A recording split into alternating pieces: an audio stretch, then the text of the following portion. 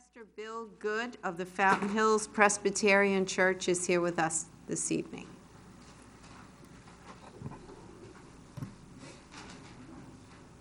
Thank you, Madam Mayor.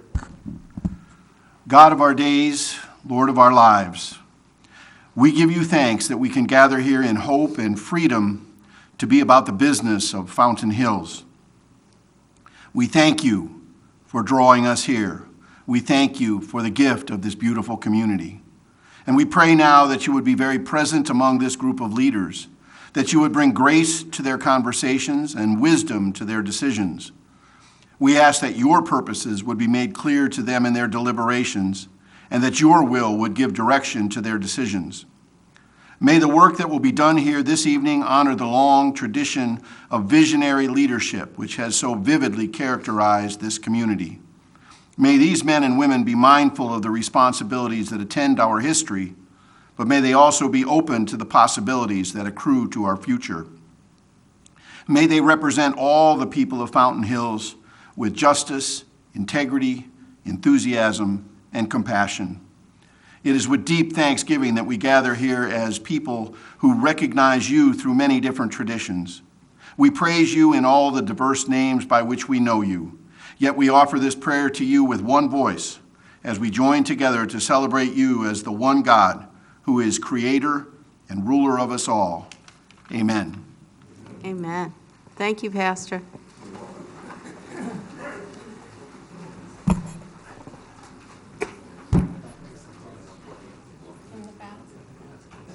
Roll call, please, Liz. Mayor Kavanaugh. Here. Vice Mayor Toles. Here. Councilmember Leger. Here. Councilmember Brown. Councilmember Lacrone. Here. Councilmember DePorter. Here. Councilmember Magazine. Here.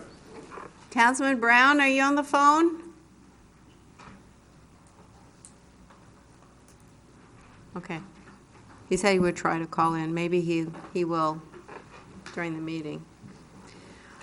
All right, we get started with our first public presentation. Our Academy leadership class is here with us. They were the ones that were so excited out there in the hall because they're so excited that they graduated. Did anybody fail? Nobody failed, huh? Good.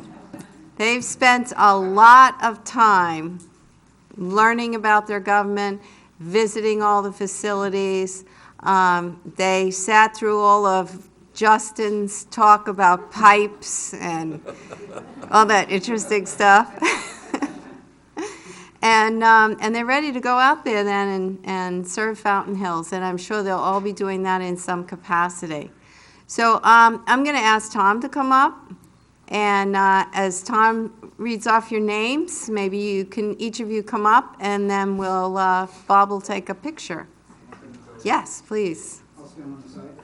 Anywhere you like. Do you have the mic? The portable mic? How's that?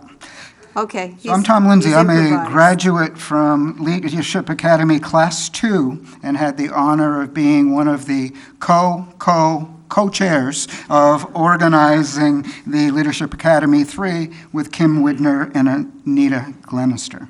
And so here are the people who are here this evening that are proud graduates of Fountain Hills Leadership Academy Class 3. Jessamine Clark. Come on up. Larry Cole. Stephen Bolton. Margot Sorensen. Stephanie Chop.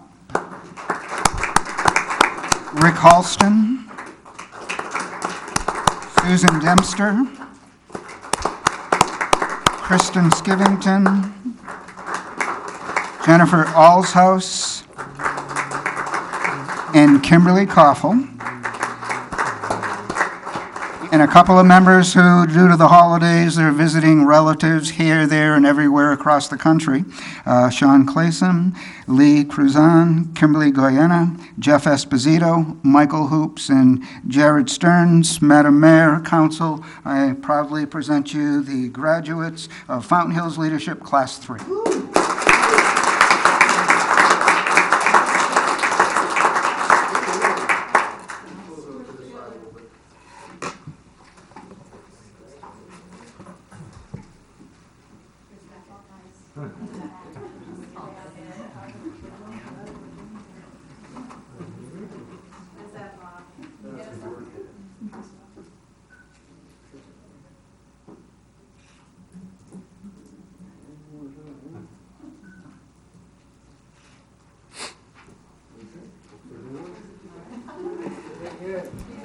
Congratulations. Congratulations.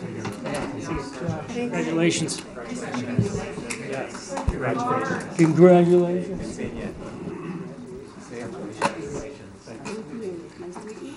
Good job. Congratulations, you bet. Thanks, Tom. Okay.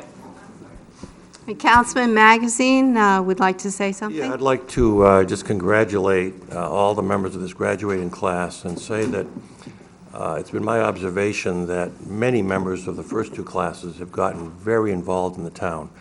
They've joined various commissions and so on, and it's really terrific that you people get this kind of background and knowledge and put it to good use.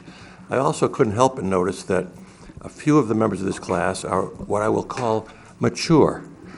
And I think that's, they're pointing fingers. And I think that's terrific because they bring with them a wealth of knowledge in various endeavors. And so I think it's terrific that you've joined the class, and I hope it continues in the future. Great. Anybody else? Grady. Mayor, just want to let you know, too, we're going to maintain, if you don't mind, each of the leadership members required to, as part of their graduation requirements, to actually do a class project. So out in the lobby there, you see easels, and there are some foam core boards that kind of describe each of the projects, and there were about, I think, 7 projects that the teams undertook. And I'd like to keep these out for about a week, so if we can get these back to you after the end of next week, that would be great. I think it'd be great to have the public be able to see this when they come into the building. And the town was actually identified as a couple projects that they identified. One to improve pedestrian safety. Actually, a couple projects did. And then there was also another one that was offering to assist the town with grant writing. So these are really very good, very well thoughtful programs. There's also one to help women defend themselves against people that might assault them.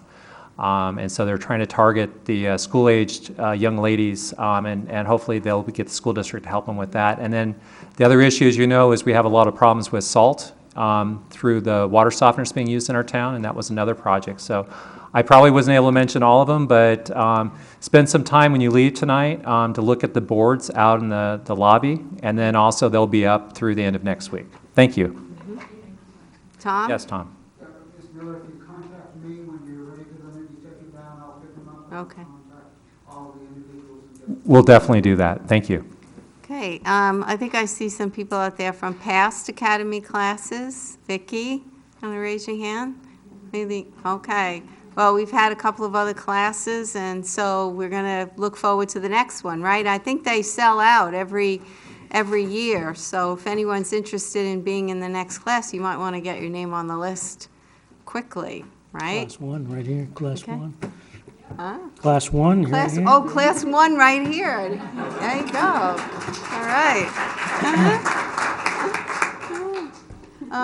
Anybody else? If not, let's give them one more big round of applause and say thank you. Thank you. All right. Our second is a request from a citizen to address the council related to the nuisance party ordinance. Christine McGinn.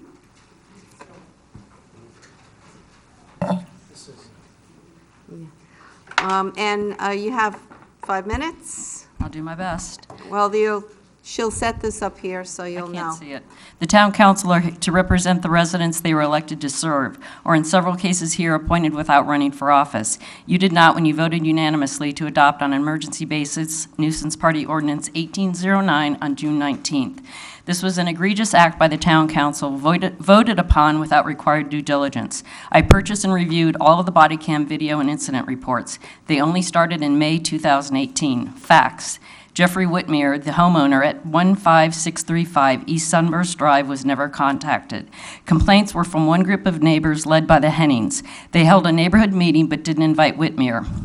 Allegedly, but based on information on the body cams, likely true, the Hennings were blaming the residents at 15635 Sunburst because their house wasn't selling. It did, and they moved. Fountain Hills Times quoted Henning as stating, "These are people paying to party, using foul language. They are not friends and family. There were 66 people at the last party. How was this determined? Did she personally perform a body count? There was no foul language as evidenced by body cam video. There was, however, a game of Marco Polo where the words were changed to penis and vagina. When the deputies arrived in mid-May, the neighbors, particularly the Hennings, were rude. They accused the deputies of not responding quickly enough. However, it was only 10 minutes. All of this is evidenced by body cam videos and incident reports. Fountain Hills did not model this ordinance on the basis of similar ones in Flagstaff, Tempe, and Tucson. Each have large universities with fraternity, sorority, and student housing. This is not based on one house and one neighbor. These ordinances are in place to allow for civil penalties rather than criminal misdemeanors. Flagstaff and Tucson define it as a party of 5 or more. Tempe and Phoenix, also reviewed, define it as a gathering that means one or more person. Fountain Hills adopted the ordinance to apply to only one person.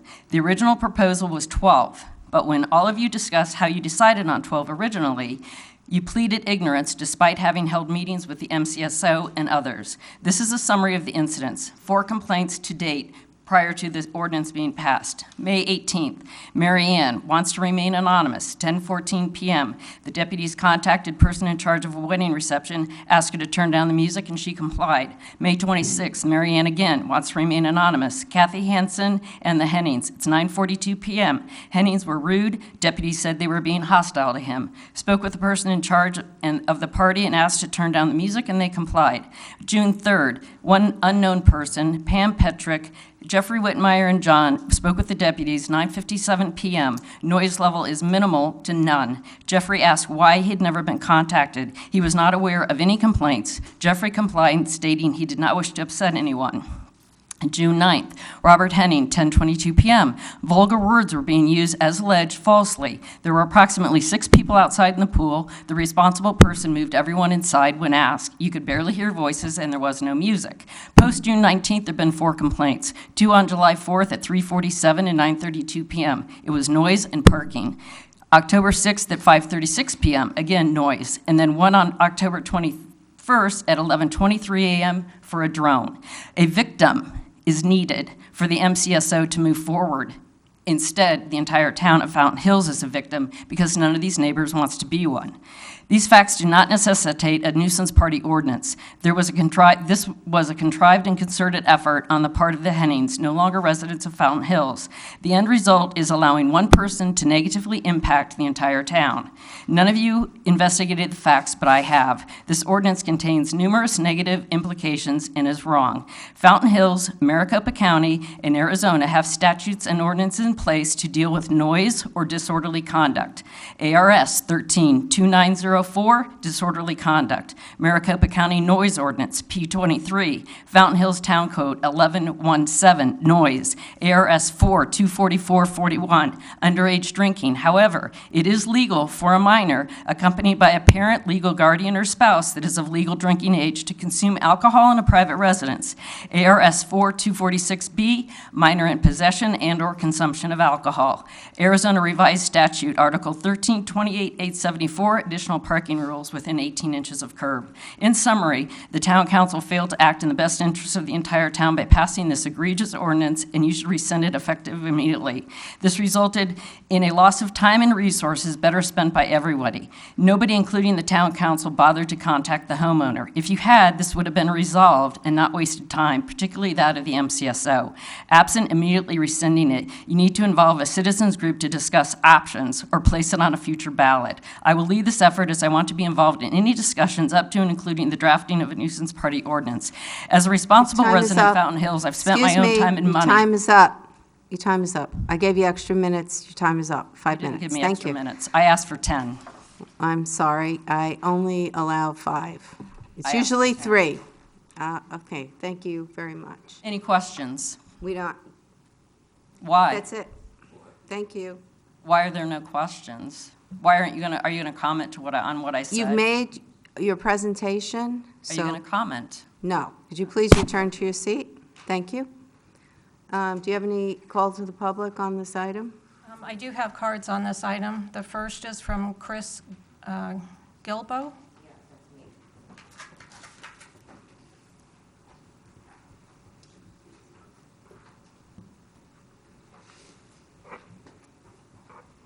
I'm assuming that was an attorney for the homeowner that I'm going to be talking about, I'm assuming. I have no idea. You have no idea? Okay. No. I'm Chris Gilbo, and I don't want to be here again. Believe me, I don't want to complain. I would rather go to the dentist than do this tonight. I'm here on behalf of 2 streets now, Ocotillo and Sunburst Drive. Ooh, sorry. I'm not very good at this. I've come to give the council an update on behalf of myself and the neighbors on the party house owned by the gentleman you just heard about, AKA Casa Rosierto. Neighbors are continuing to contact the town manager, town council members, the HPOA, Airbnb with no results. The new ordinance has been no help to us and no deterrent to the property owner as he continues to hold large events. Our new experience is that the new town ordinance has no teeth because nobody's willing to enforce it. Furthermore, our residential street codes must be meaningless too because there is a full business going on our residential street.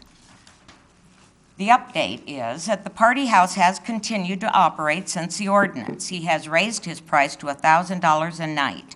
The neighbors are continuing, like I say.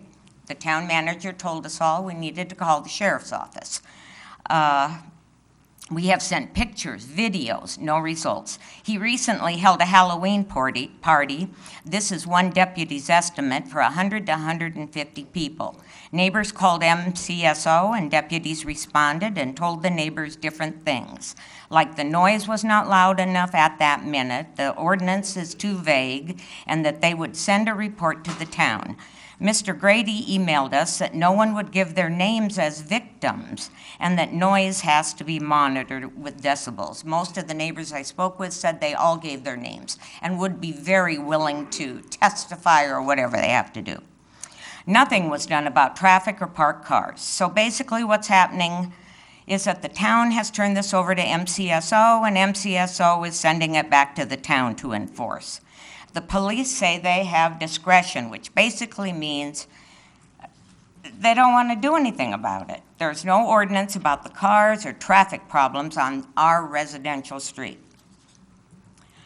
According to the bookings online, this house is already booked for 16 days in February and 14 days in March. Mr. Miller has received some email and a video of Halloween. He was also apprised of an event occurring this past weekend for 3 days for a wedding get-together. It included truck delivery of tables and chairs. I went over, and I shouldn't have, I know, and I warned the visitors they had to keep the noise down or expect the neighbors would call the police. The owner had given them no specific rules on noise. How nice that Casa Rosierto can operate a small hotel on a residential street that sleeps 20-plus people. He has no licensing, pays no town or state business taxes. He has no parking area or even handicapped toilets. Luckily, this last weekend was a quiet party after I went and warned them, so we didn't call on MCSO. One neighbor sent a description of the Halloween party to read to you. The Halloween party, have I enough time? I don't know. Halloween party was on October 27th. I'm not sure what time it started. There were so many people, I think the deputy estimated 100 or more. Just the sounds of their voices across the arroyo was like being at a football or baseball game. There were cars parked all over Sunburst. One of the times a deputy came out, he made some people move their cars so a fire truck could pass through. I believe the deputies came 3 times. This is one night. The noise would get a little quieter each time they arrived and then go right back up to louder levels shortly after. I could hear them in my house with all the windows closed and my TV on. After midnight, I went outside with my dog when screams started coming from the house. It seemed to me they were having a screaming contest, but really I have no idea. I phoned. I have to stop you because I sorry. gave you a little bit extra time, You gave it to me? but that's it. Thank you. Okay? Okay. Thanks.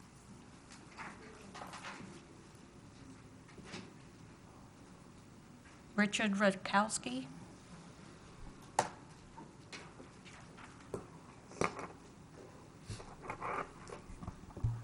Mayor Kavanaugh, members of the council.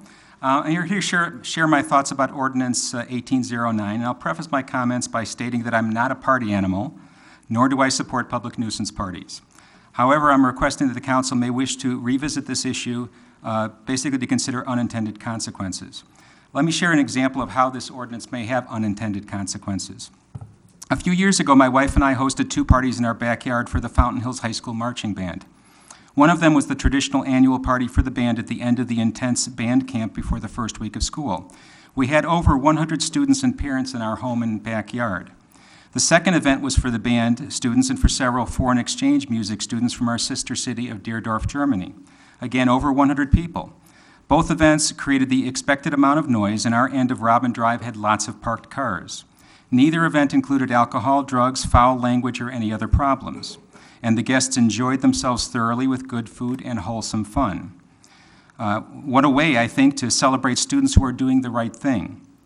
But there was noise. There was no complaint from neighbors, but would this current ordinance have made us an easy target?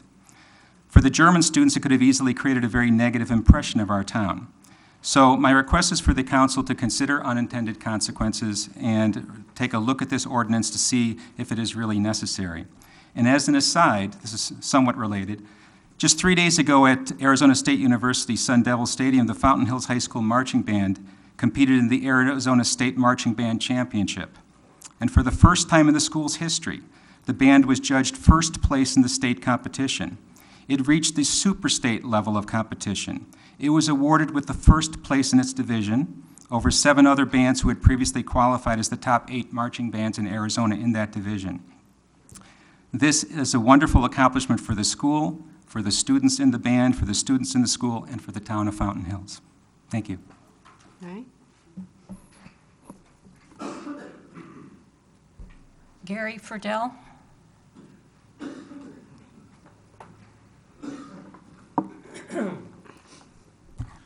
Thank you, Mayor and Town Council.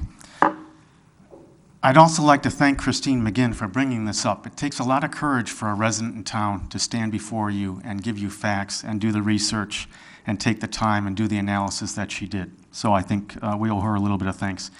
And based on the presentations you've heard here tonight, I think it warrants, it's clear, at least to me anyway, based on what you've heard from a couple different residents here tonight, that this ordinance does need more research and another look at. And that's, I would just request that the mayor and the council take another look at this ordinance. Thank you.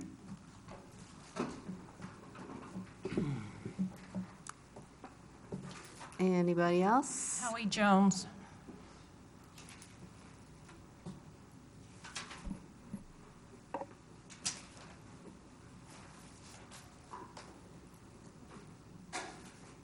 Mayor and council, I'm Howie Jones. I've lived here in town for about 15-plus years.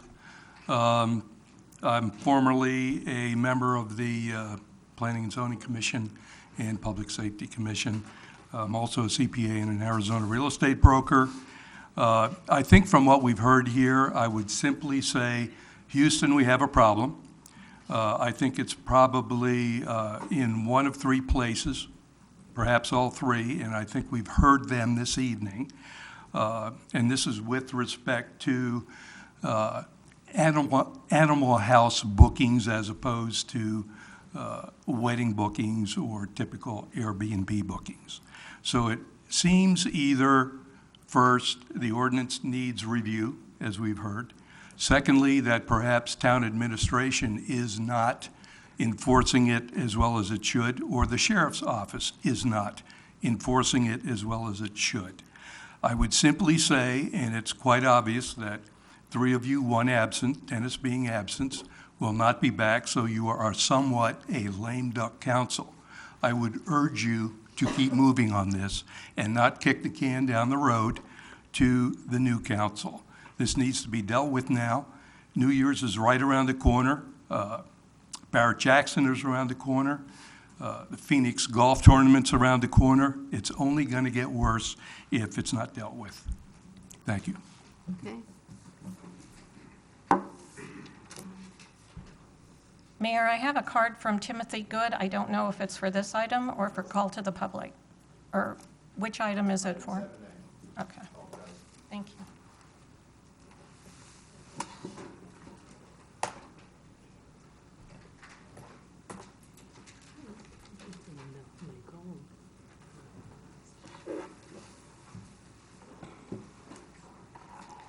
Anything else called to the public? Okay. And we'll go on to our consent agenda items. We have 4 as written. Can I get a motion to accept? So moved. And a second? And roll call, please. Councilmember Magazine, Aye. Mayor Kavanaugh, Aye. Vice Mayor Tolis, Aye. Councilmember Leger, Aye. Councilmember Brown, has he signed I don't on think yet? so. Okay. Councilmember DePorter, Councilmember LaCrone. Aye. All right, thanks, Liz. We go into our regular agenda, consideration of adopting Resolution 2018-61, abandonment of the 10-foot public utility drainage easement at the rear of Plat 212, Block 11, Lot 17, at 16162 East Palisades Boulevard, as recorded in Book 141, page 17, and Book 153, page 35, records of Maricopa County, Arizona, EA 2018-19. Grady?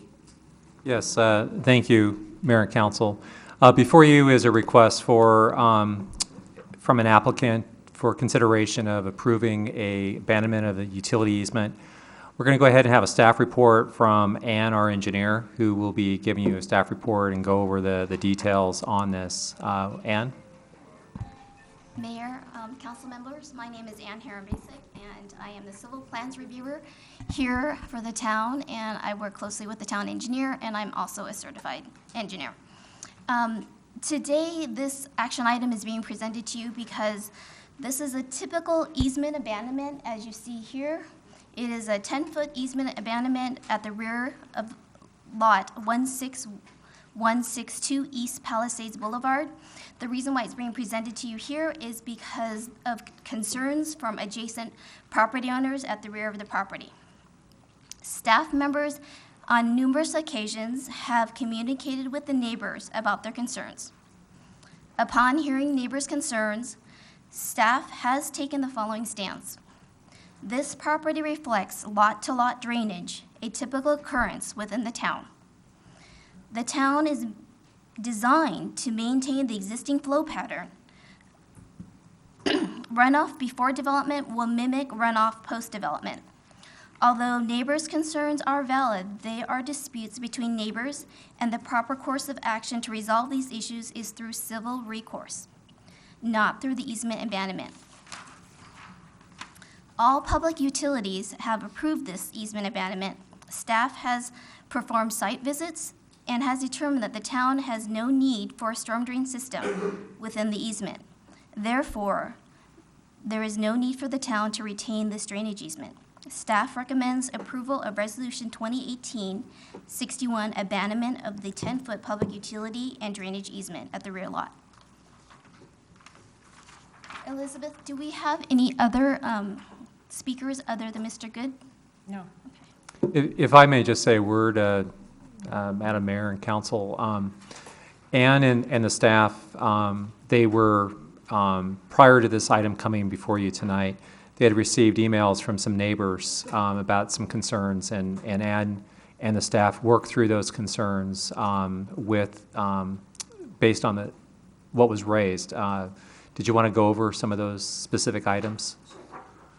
Because I believe that once you hear that, I think you'll feel that at this point, the neighbors' concerns have been addressed. I think some of them probably are not going to be necessarily satisfied with the abandonment, but Ann, why don't you kind of go over some of those items? One of their concerns was the neighbor of this Palisades address constructed a 2-foot retaining wall within a PUE. So that was brought to our attention, and Mr. Good, the owner of the property, came in, requested, asked us what he needed to do, and we said, you need to do an easement abandonment process, which is what is being occurred today.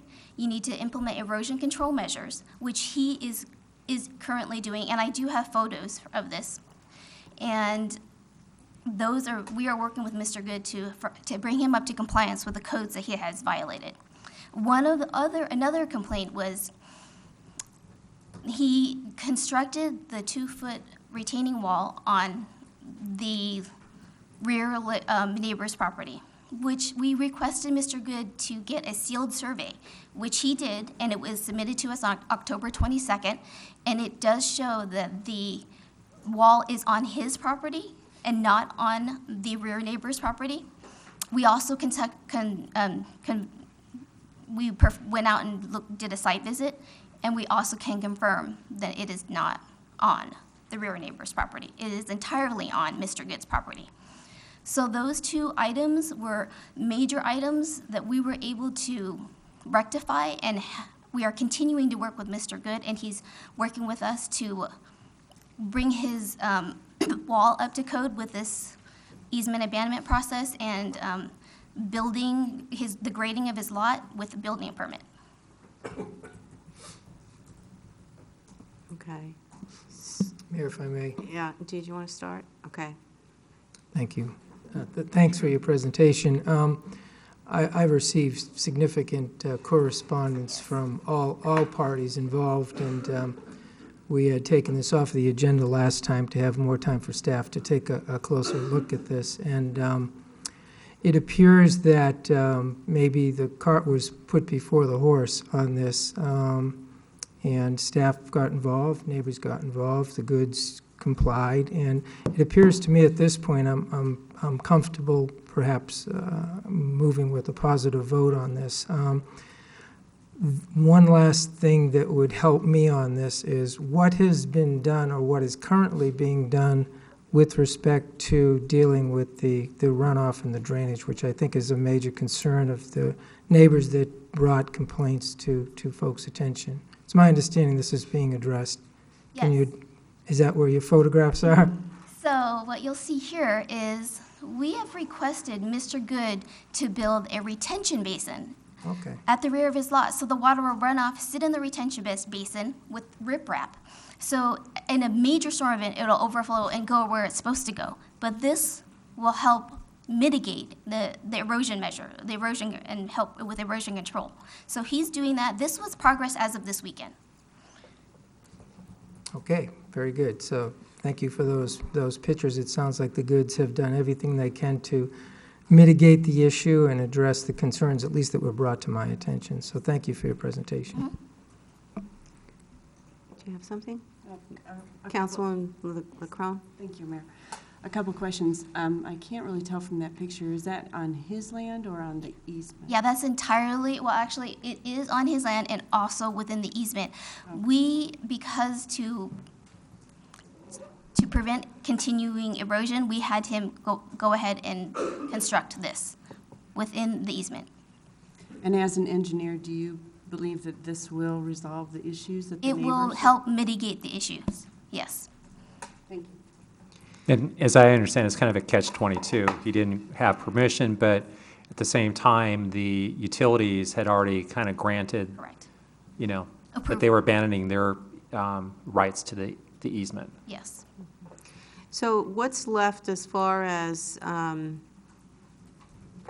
to process? fix this, as far as the town is concerned and the ordinances and the rules of the town, and I'm not talking about any other complaint that might be between the neighbors, but what exactly is required of him right now that he has to do to meet all the requirements to request the abandonment, which he should have done before? Right.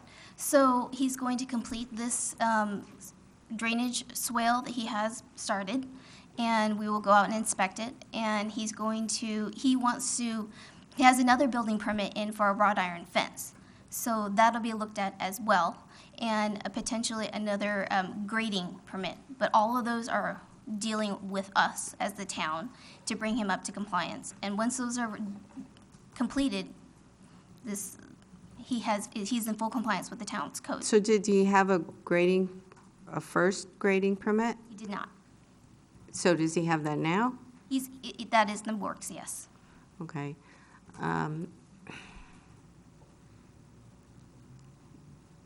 Yeah, I understand the whole situation. I'm just having a hard time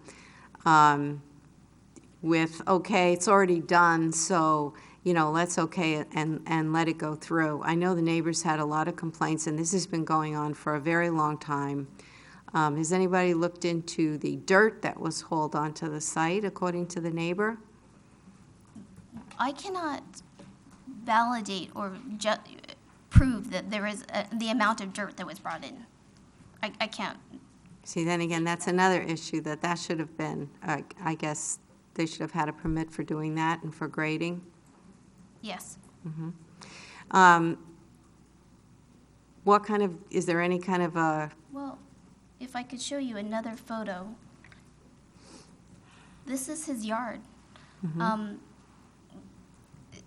The fill that is, if you can see here, you can't really substantiate the amount of fill to answer your question, but the adjacent neighbor, his right there, it's very close to the same level as to the adjacent neighbor.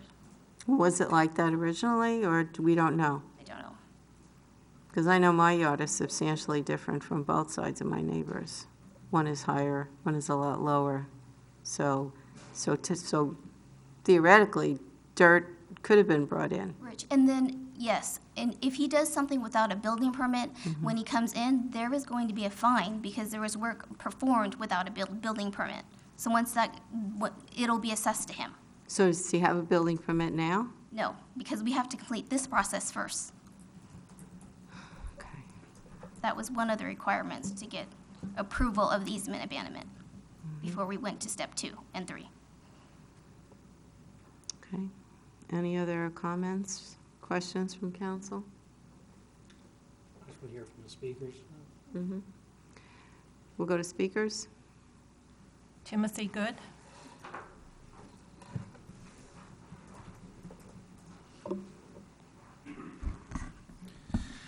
Timothy Good, owner of this property, 16162 East Palisades here in Fountain Hills. Town resident, born and raised my whole life. Earlier this year, purchased this property. First time home ownership, excited. This property also has a very nice view facing north towards Four Peaks. Simply, why we're here is for the easement abandonment portion towards a building permit. When I started this project, I actually didn't know that abandonment was there. And simply, there were 2 reasons why I even started the project. One, to take advantage of the beautiful view that I actually have, especially this time of year. The summer, not so much. Secondly, I made a promise to my wife several years ago that when we finally got our own place, I would get her a puppy. And so this wrought iron fence, which we're working towards the permit process, is to contain our very, very rambunctious 6-month golden retriever. Living right on Palisades, we need to contain him. So I did not know exactly what was there when I started. Since I have been informed, my process has been simply to work with the town. I've also paid for a boundary survey for my property, also a erosion and sediment control plan by a civil engineer. Also have gotten an approval from all 6 requested public utilities for that easement abandonment. And then the revisions that were requested by the town, I have implemented those.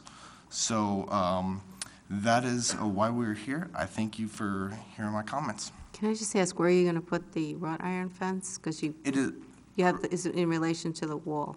Correct. It is going to be on my side of my property, approximately 10 inches in front of that wall, and is going to follow the back of the yard and then curve up, and it connects to the house. So at this point, you understand all the things you have to do to backtrack to fix this? Yep, and this is hopefully one of step of many to just work with the town. Okay. All right.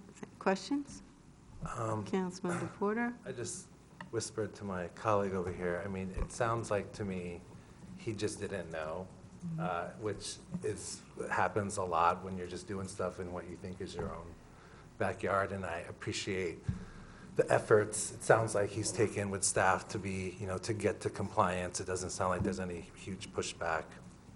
I did not receive the loads of correspondence from neighbors to the other side, unfortunately. But I mean, to me, that's what this situation sounds like to me, and it sounds like this is the first step to get it right. So, thank you for. What was it, the wife or the puppy that got to you? It was all of that. It was the whole story. That was a good part. Any other comments? No? Okay, thank you. Thank you. Any other speakers? No? Okay, further council discussion? If not, I'm looking for a motion. I move to adopt Resolution 2018-61, abandonment of the 10-foot public utility and drainage easement on Plat 212, Block 11, Lot 17. Second. Okay, I have a motion and a second. Any further council discussion? If not, all in favor? Aye. Any opposed? Okay, you're done. Good luck, enjoy your puppy.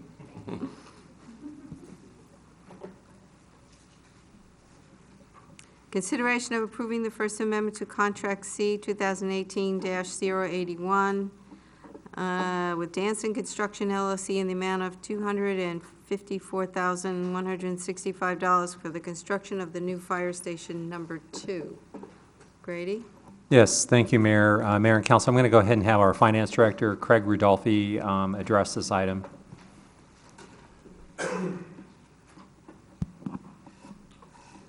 Mayor and Council, when the contract for construction of the fire station to Danson Construction was awarded, the town had budgeted in this capital improvement program a total of $3,450,000. When the contract was awarded, it was awarded at the amount of $4,058,000. That amount did not include any amount for an owner's allowance.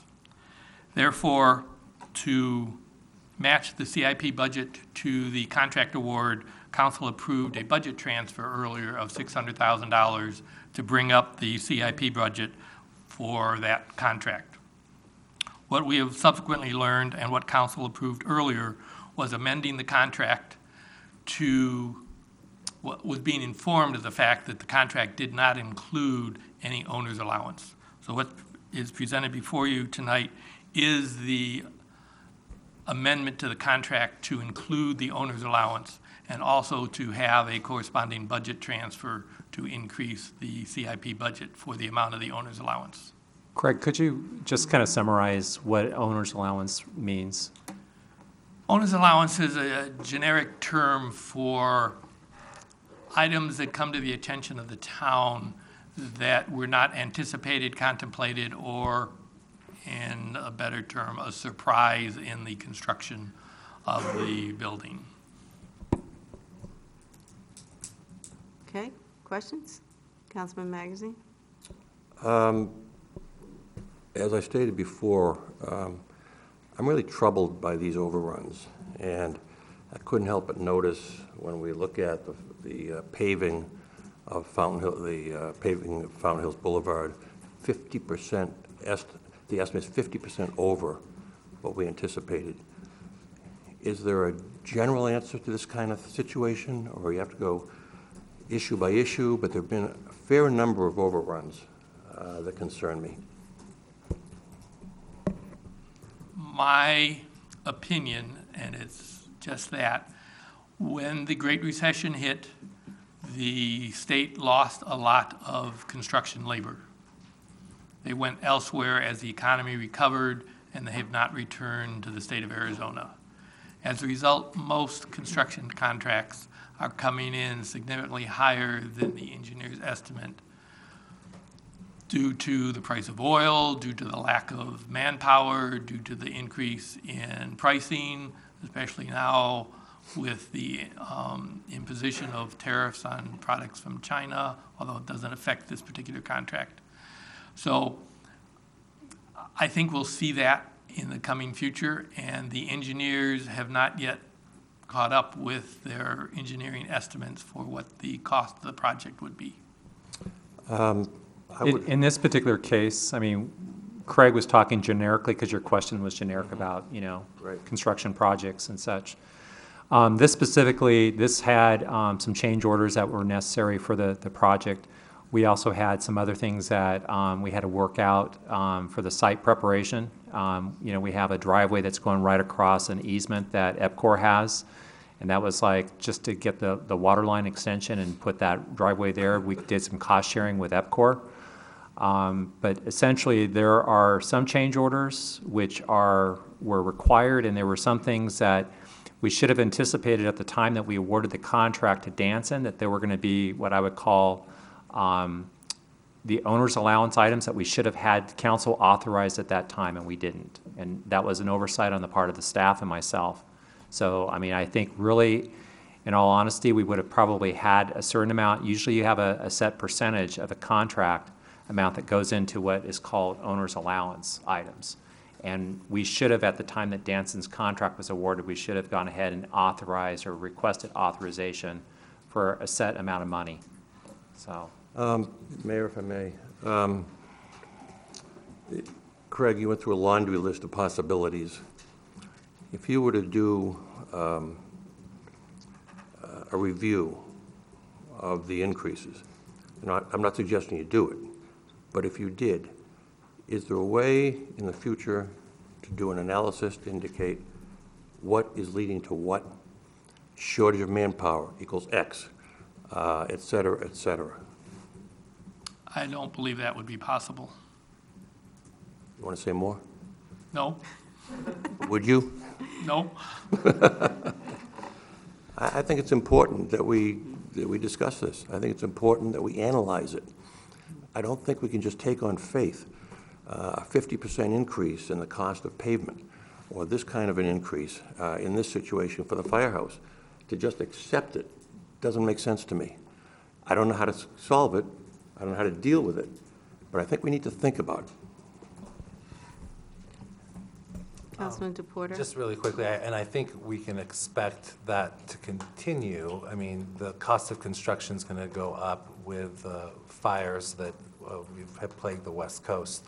I was reading some articles about skilled labor and construction as they're starting to settle, as some of those areas are already, organizing to go there, which will be a loss of construction jobs skilled here, which will make the price go up as well. Yes, So, I believe that will also. and that's going to take years to rebuild. So just not more gloom and doom, but it's just something to think about.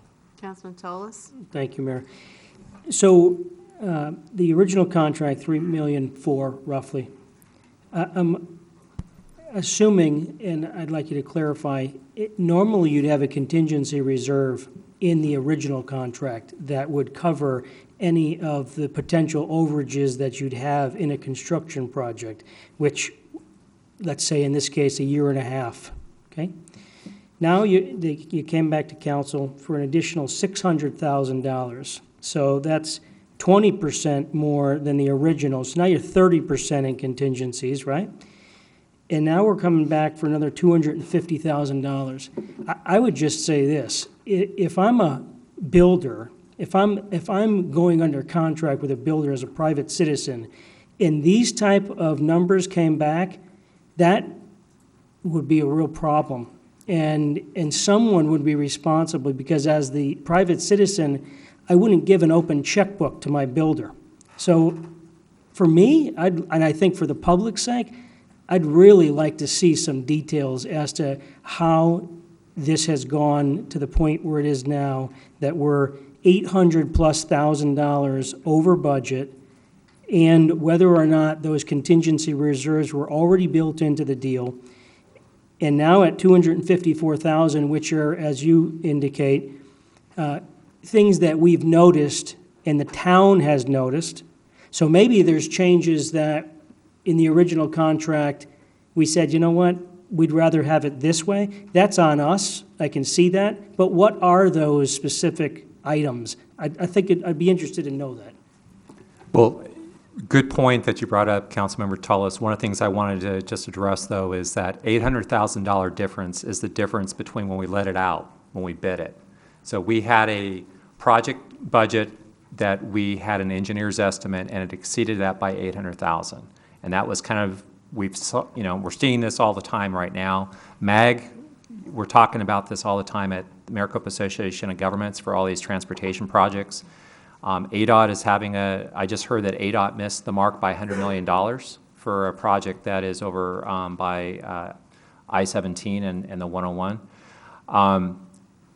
The 254, though, is not really, this is basically a combination of change orders and things that we requested that the contractor do on our behalf, that a lot of this would have been on our side of the ledger at the time that this contract was let out. So we didn't have a project contingency because it was a fixed price contract, and we should have stayed within the contract price. But we had some things that we needed to change, and I did ask the staff to make copies and to distribute to you guys tonight, if you wouldn't mind. I know we can't get into the discussion, but we do have the change orders and other items that are summarized in this report tonight. So at least you have that so that you can see for yourselves what the items were that were changed and added to the project. So, and I do apologize. When we had that discussion earlier today, it was too late to get it out in the packet, but we want to make sure you do have that. So Justin, if you can distribute that, at least to the council. Councilman Magazine? Can you tell me what funds this is coming from? It will all be paid for and reallocated within the capital improvement fund. Same thing with the Fountain Hills paving, if we should approve it? That will be different. That will be coming out of the streets fund. Of which we're short already. Well, and we have some good news to report on that, which when we get to that item, we'll talk about.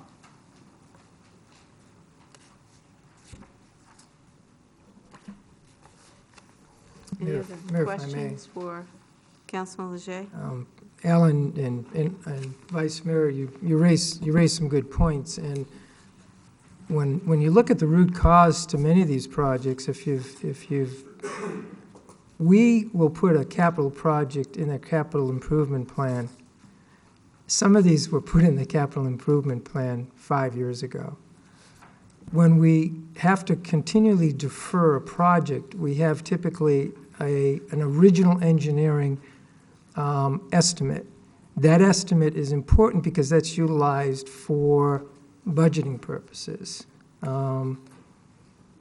Going out and re-engineering it and reassessing it might be a way to address all of this if there's a time lag between when we decide on a capital project and then when we actually initiate it. And I think that over the years, when you look at our capital plan, year 1, 2, 3, 4, 5, the original cost that we go out and institute in year 5 is the estimate that we had basically in year 1 when we put the project out there. So that is, I think, part of the root cause for all of this. Now, if we were flush with cash and we could deal with capital projects as soon as they're out there, I think we'd see a smaller percentage of increase in all of these projects. So that's just my 2 cents worth. Mayor.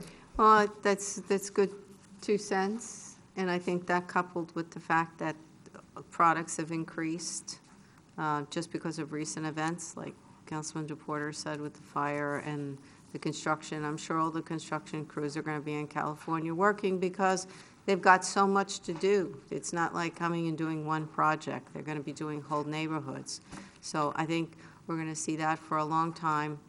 You know, and with the street projects in the past, we've been lucky enough to piggyback on something that Scottsdale was doing. But if it's something that's just contained within Fountain Hills, we don't have the ability to do that. So we're basically paying full freight for whatever we do here. So, and I don't think it's that easy to estimate anyway how all this is going to turn out. You have to have a crystal ball to say, well, you know, is the weather going to affect this, or is something going to happen somewhere else that's going to affect this? I think you do your best to try to, you know, give us a good number, and then, as Councilman Leger said, the years pass by and all of those numbers are increasing while we're waiting.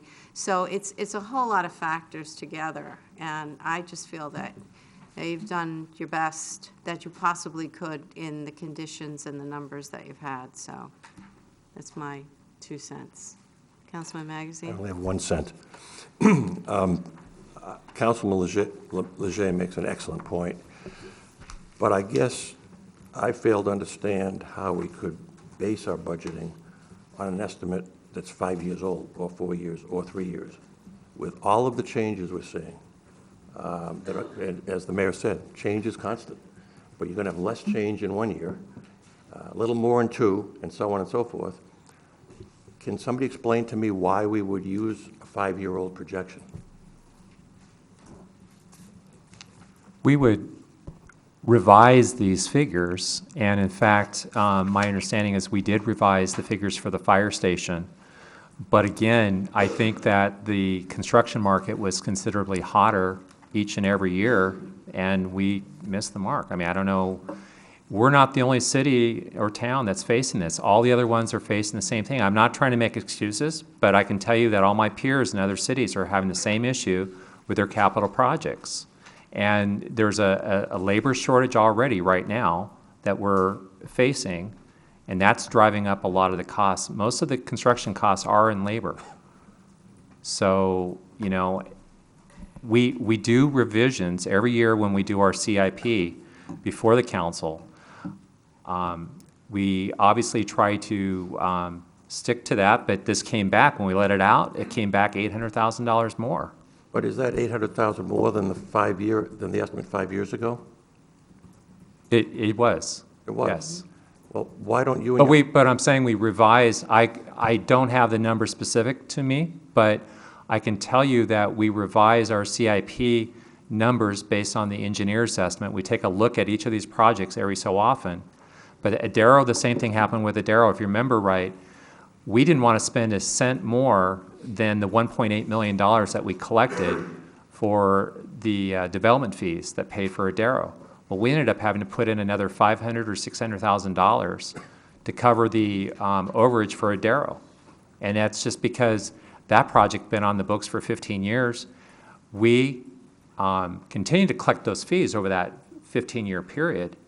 But the project, when we let it out, it came back much higher than we ever anticipated. I'm sorry to prolong this, but you said changes were made in the CIP. You had an estimate 5 years ago.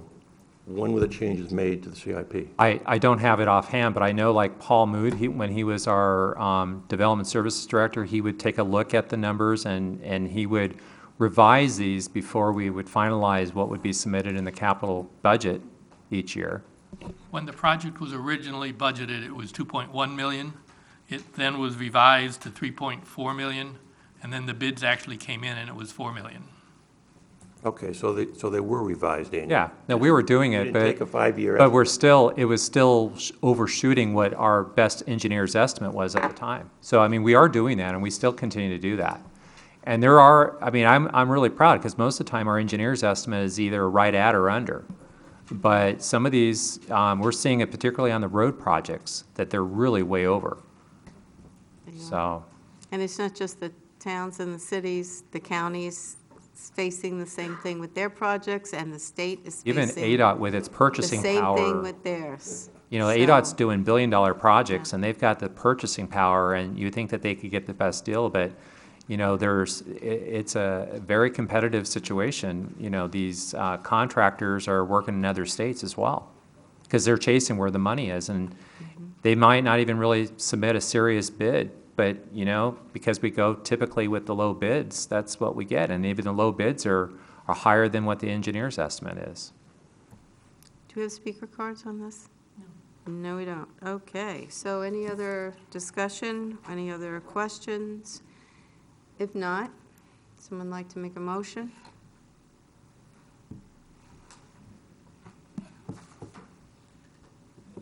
So moved. And a second? Second. If I could interject, I want to make sure the motion includes authorizing the budget transfer for the amount of the budget, for the amount of the contract amendment. The motion is approving the First Amendment to Contract C 2018-081 with Danson Construction LLC in the amount of $254,165 for the construction of the new fire station number 2 and a corresponding budget transfer. Good. Thank you. All right, got a motion and a second. Any other discussion? All in favor of the motion? Aye. Aye. Aye. Any opposed? Thank you, Craig. Consideration of authorizing the use of town property near the Centennial Circle of the Fountain Hills Civic Center for the location of the proposed Fountain Hills Astro Science Discovery Center. And Grady, do we have a? Sure, I'll give Staff? a brief presentation on this topic. As the mayor and council may be aware, the Dark Skies organization has taken an interest in the possibility of a Fountain Hills Astroscience Discovery Center. This would be a facility that would consist of an observatory, planetarium, auditorium, exhibit space, classrooms, and other similar spaces. Joe and Nancy Bill are the head of this Fountain Hills Dark Sky Association. They have actually been able to bring on an architect that has done some preliminary design and helped go through a programming phase. They are here tonight. I believe they wish to speak on this, but their specific request before the council tonight is consideration for the use of town property at the Centennial Circle, which is right here in the plaza area between the library, the community garden area, and the community center. With that, I'll go ahead and turn it over to Joe Bill, who has a brief presentation on this. Okay. Thank you. Mayor Kavanaugh, members of the council, town manager Grady Miller. Before addressing the specifics of what we are talking about tonight, I'd just like to make a few brief comments. And I want to start by thanking the council for your support for this amazing 3.5-year adventure that we've been on. And you might recall, since most of you were involved from the beginning, that it started with your approval in 2016 of updating of the outdoor lighting ordinance, your unanimous approval in 2017 to pursue dark sky community designation, and then in January of this year, actually achieving that milestone with Fountain Hills being designated as the 17th dark sky community in the world. So we were excited about that, as you might suspect. It's been a fun ride, and of course, our board said we have to celebrate when that happened, and so the next thing we did is we had a festival in April, and that went well, so they wanted to do another one, and we are doing another one on March 30th. We have an application in to have an astronaut speak at our festival, and we think that will work out, so that's exciting. Then beyond that, we have, of course, an outstanding board. I think you know a number of the people on it. We have 5 graduates of the Fountain Hills Leadership Academy on our board. These people don't sit still very long, so we have other things in the works. We are, of course, working on not only the festival, but we're going to have entrance signs to our community along Shea Boulevard soon to denote that we are an international dark sky community. And we're going to have a Thanksgiving Day parade float. And of course, it's going to be the best float ever. We have done a lot of work on that float in Mark and Vicki Dirkson's driveway. So if you see a driveway with a lot of glitter on it, that's where the Dirksons live. But to the point tonight, we're very excited about what we're working on now. Grady gave an introduction to what we are working on. We're calling it the Fountain Hills Astroscience Discovery Center. From the very beginning, we have thought about having an observatory plus after we get the dark sky designation, but we didn't define the plus until this year when we started working on it. We assembled a team of key stakeholders involved in this project, representatives from the town, leaders from the chamber, the school district, the Fountain Hills Cultural and Civic Association, the Astronomy Club, and our Dark Sky Association. I think Grady might have mentioned that we have a highly reputable architectural firm helping us out with this, Winslow Plus Partners. They've led the key stakeholders in some discussions to do a needs assessment so that we could give some shape to a facility that would make the most sense for this community. And again, as Grady mentioned, it would have 4 major components: the auditorium, a small planetarium, a research-grade observatory, and a large exhibit hall. So one of the things we believe strongly is that this could be a regional tourist attraction. And we think there are going to be opportunities for both students and adults. We envision partnerships with universities and area high schools, astronomy camps, advanced placement courses, lessons in astrophotography, star parties, tours, visits, and much more. And the multi-use auditorium will likely have activities in there that aren't even related to astroscience, because we've learned that's what happens. When we visited with ASU about their Marston Theater, they said you'd be surprised at how many groups come forward and want to use a facility for a variety of reasons. As we went through the process, of course, we have to talk about site location. That's important to a project like this. And we did look at a number of different town properties. But when we kind of analyzed it, the pros and cons, it always came back to the Centennial Circle area. And why was that? Well, for a variety of reasons. One, it has parking, has easy access. It has some dark areas, actually, that are perfect for an observatory. But most importantly, we think we are going to be able to develop some great synergistic opportunities with the museum, the community garden, the library, and the community center. In fact, we look at it as a real win-win. We look at it as we could pull together a critical mass of activities around that Centennial Circle. You can have combination tickets for the museum and the Astroscience Center, all kinds of different marketing things we've thought about already that will be a draw to people in the area. So we are excited about that aspect. The next is that soon we will be getting actually a concept design from the architects. If we meet again on this, we'll have things to show, which will be kind of fun. And also, ASU has said that they are going to do a feasibility study for us. But we are now at the point where in order to do those things, in order to do the feasibility study and to kind of finish out the concept design and start thinking about how we're going to do the fundraising, we kind of have to have a commitment of town property and where it's going to be. And so that's why we are here this evening. Basically asking the council's authorization to use town property in the Centennial Circle area as the location for the facility that we are planning.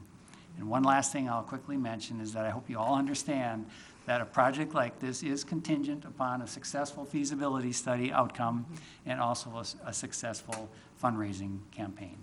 So with that, I'll be happy to answer questions.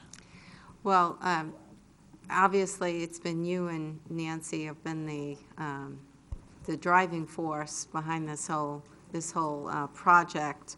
I think it was amazing when Fountain Hills was in Arizona highways because of the dark skies. It is not easy to get in Arizona highways, and that certainly elevated us in the eyes of the whole nation, if not internationally.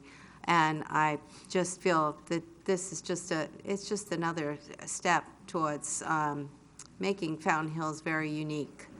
I think the design that we've been working with is, I know it started as one thing and then it got a little bigger, but that's okay, because if you're gonna do it, I may as well make it the best you possibly can. And I know you have done an amazing job of getting a lot of things for free so far, which is great. And I think that this project is one that we're not going to have any trouble getting grants and other maybe some big organizations that would be willing to donate, because this is something they'll be proud to put their name on, as well as the town to put its name on it and to have it here. So I'm very glad that you finally found the spot that you liked, or pretty much where you want to put it. I think it's very important to have it right here. Councilman Magazine, I know you've been also working with the group. In a minor way, but it's been it's been outstanding. I want to echo your comments and say that if it weren't for the bills, none of this would be happening. The dark skies never would have happened. I won't tell you what the vote was on P&Z on dark skies, but fortunately we turned that around. So it's been a lot of labor, but a labor of love for the two of them. I want to say a couple things. First, this feasibility study that ASU is doing is major, because the estimates we got were between $45,000 and $100,000 for a feasibility study. And so they'll be starting that in January, is that right? Actually, when it starts is still undetermined, but we kind of know which professor now is going to probably be taking this on with his master's capstone program. So we just, we're hoping it'll be starting in January, but we don't know for sure. The other thing I'd add that I don't think Joe mentioned is that, yes, we'll be going after a lot of money and grants and so on, but there will be no request to the town. So rest assured, and I want to make sure that with Bob Burns sitting back there, that there's no misunderstanding. I've told Joe and Nancy that in the 12 years I've lived in town and 4 years on the council, I've never been so excited about a project. I think this is going to be fabulous for the town. As he said, it's going to be a regional draw. It's going to really put us on the map. So thank you for your efforts. Thank you, Alan, but I have to say again, it's a team thing. It really is, and it starts with the council. I mean, I could go through all the names of people who have really contributed to this effort as I look around. And sometimes with those younger people on our board, it's not like we're leading, we're kind of getting pushed because they're so full of energy, and we love that. Councilman DePorter? I think this is really cool and a great, again, differentiator for us and attraction to have there. I know it's a long time away, and I haven't seen where it's going, but I'm sure we would have a plan for the garden and where it currently occupies. Is that the space? I think what we're requesting tonight is sort of in the area of the Centennial Circle. And I think the specific, how it gets positioned and how we work that through, that's something we still have to do. Sure. And I think there's room for it all. I'm just wondering, it's something that when we get closer, we'll certainly have that conversation, because you could put, I've seen cool places where the garden just infills where we have rocks now, basically, or something like that. Exactly. And they I all go together really well. I'm sorry.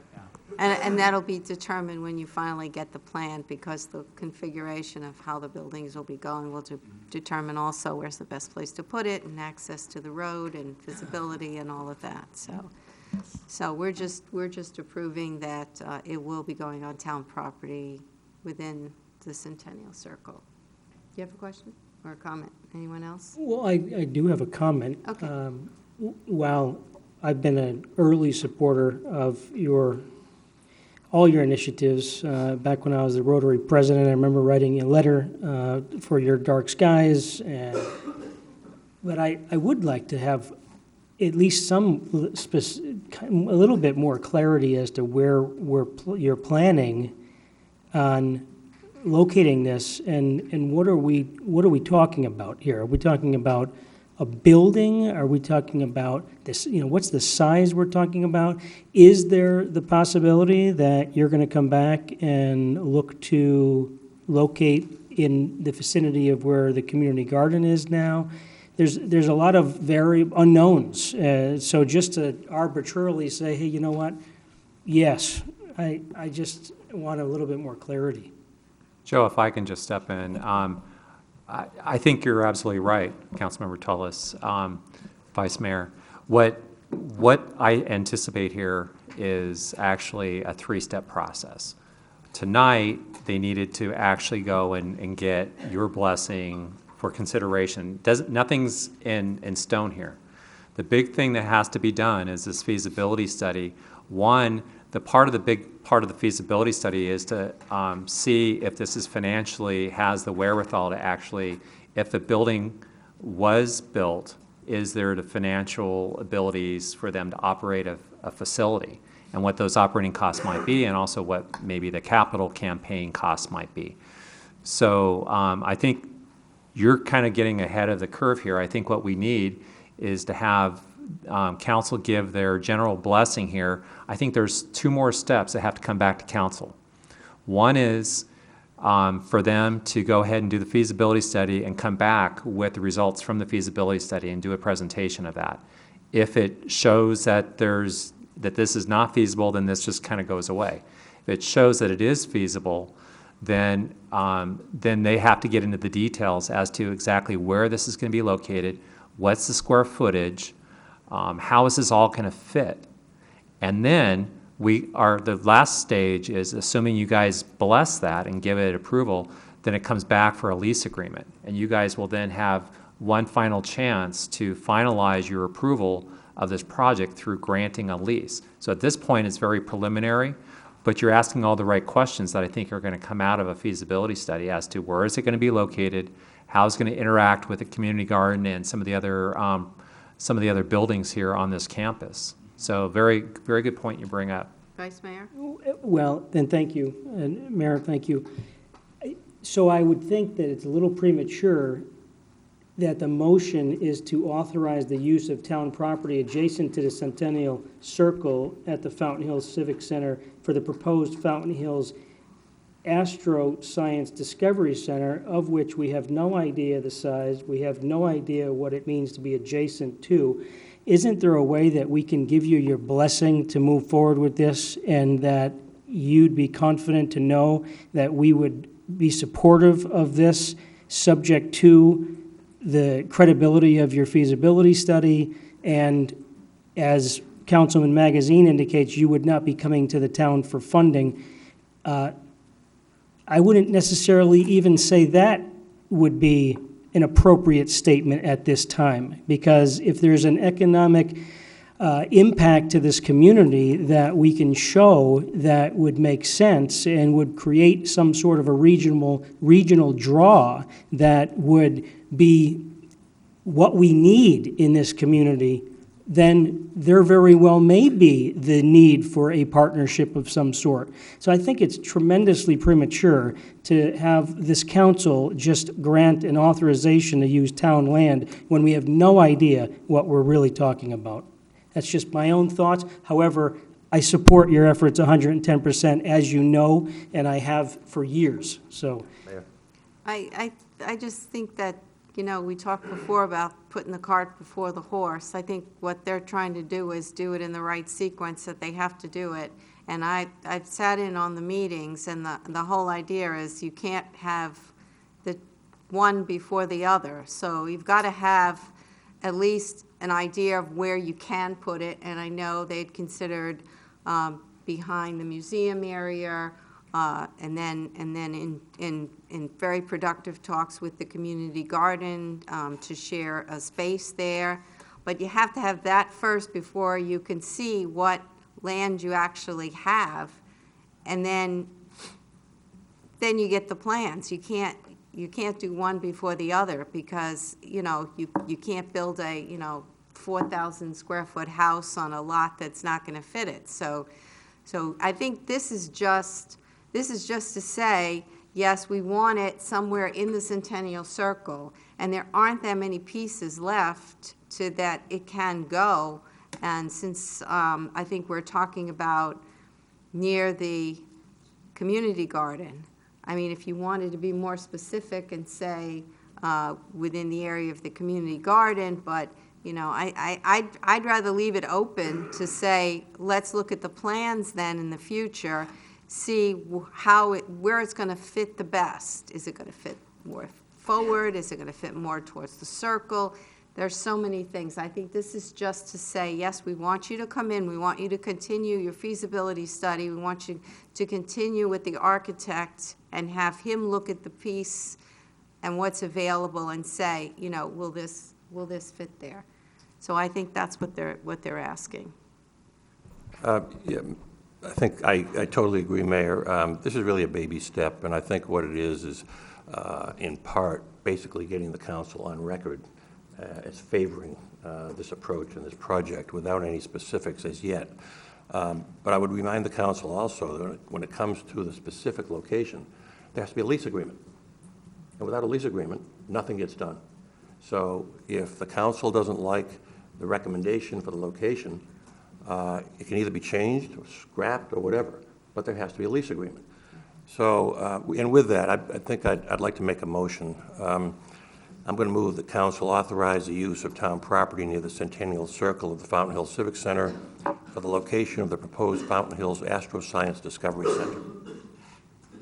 Okay, I have a motion. Do I have a second? Second. Do I have any speaker cards? I do. First is Vicki Durskin. She's not here any longer. No. No. And Ted Blank. Ted Blank? Did you want to? Oh, I apologize. Okay, Ted Blank indicates his support without speaking. Anyone else? Mayor, we in discussion? I just wanted to see if there are any other speakers. No, that's it. And yeah, oh, yes, now we have a motion and a second and further council discussion. I just want to be on record to say that I am 100% in support of your efforts. I would love to see a successful project, and I'd love to see something that would create a regional draw and would add a tremendous amount of value to this downtown. However, with that, I really think that there should be at least a comma after that indicating subject to the successful lease agreement and plans to be approved by the council that will be making the decisions at the time that it's complete. Right now, it's pretty much a blanket approval, the way that the motion is written. Aaron, is that necessary, considering all the steps that they would have to go through in order to finally reach approval? I mean, is this something that we can do as is? And it is something you can do as is. I think that Councilman Tullis' point is well taken. That if you want more specificity, clearly, that's up to the council as a matter to add that. But you can approve it as is. There's nothing legally precluding you from doing it, but I do agree that Councilman Tullis' point is valid to the extent we want more specificity. Okay. That's what I was gonna Councilman ask. DePorter? Thank you, Mayor. Is there, Aaron, is there additional steps in this process where a future council can say, no, you're not taking up that much of the community garden space, so let's start over? Or is the way it's written now binding enough that they can come back and say, no, you owe us some land around Centennial Garden? That's not the case, right? No, okay. I mean, but I do think that it's broad enough to say, it's broad enough to where it's not specific enough. Does that make sense? It is worded in a broad manner such that there is no specificity as to where it should or should not go. It's going to be a matter of discussion for a future council, one way or another, whether that's for positive or negative. Which means that if it turns out that after they look at the community garden site and that doesn't work out, they might want to move it back behind the museum or something like that. This gives them the option of when they actually have the plans that's going to work, that they have some leeway as to where they're putting it. But if we say specifically where, then that's going to lock it into that spot. I would agree that this, as worded, it gives them leeway. I agree with your summary, Mayor. Anyone else? Councilman Leger? Yes, thank you. I think the Vice Mayor raises a good point. I guess that would require an amendment if he wants to change the language. The other side of that is that I think the safety net is there. Because coming back, it has to be very, very specific actions that need to be proved in terms of placement to begin with.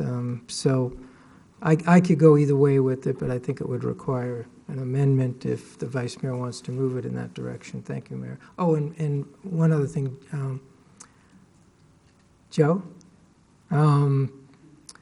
It was the first presentation I've seen you do over the years without your sidekick standing next to you. I remember Nancy used to have to help you with the get stuff up on the screen. So you certainly had a lot of practice with it. And one other comment, you may recall the point that Councilman Magazine made regarding our previous agenda items. So I'm hoping that as you get these estimates, and this thing takes some time, that you get updated estimates as you move through the process, as was pointed out in our previous conversation. And I'm confident that you will. So anyhow, thank you, Mayor. All right, so right now I've got a motion and a second. So I'm going to go, let's do a roll call vote.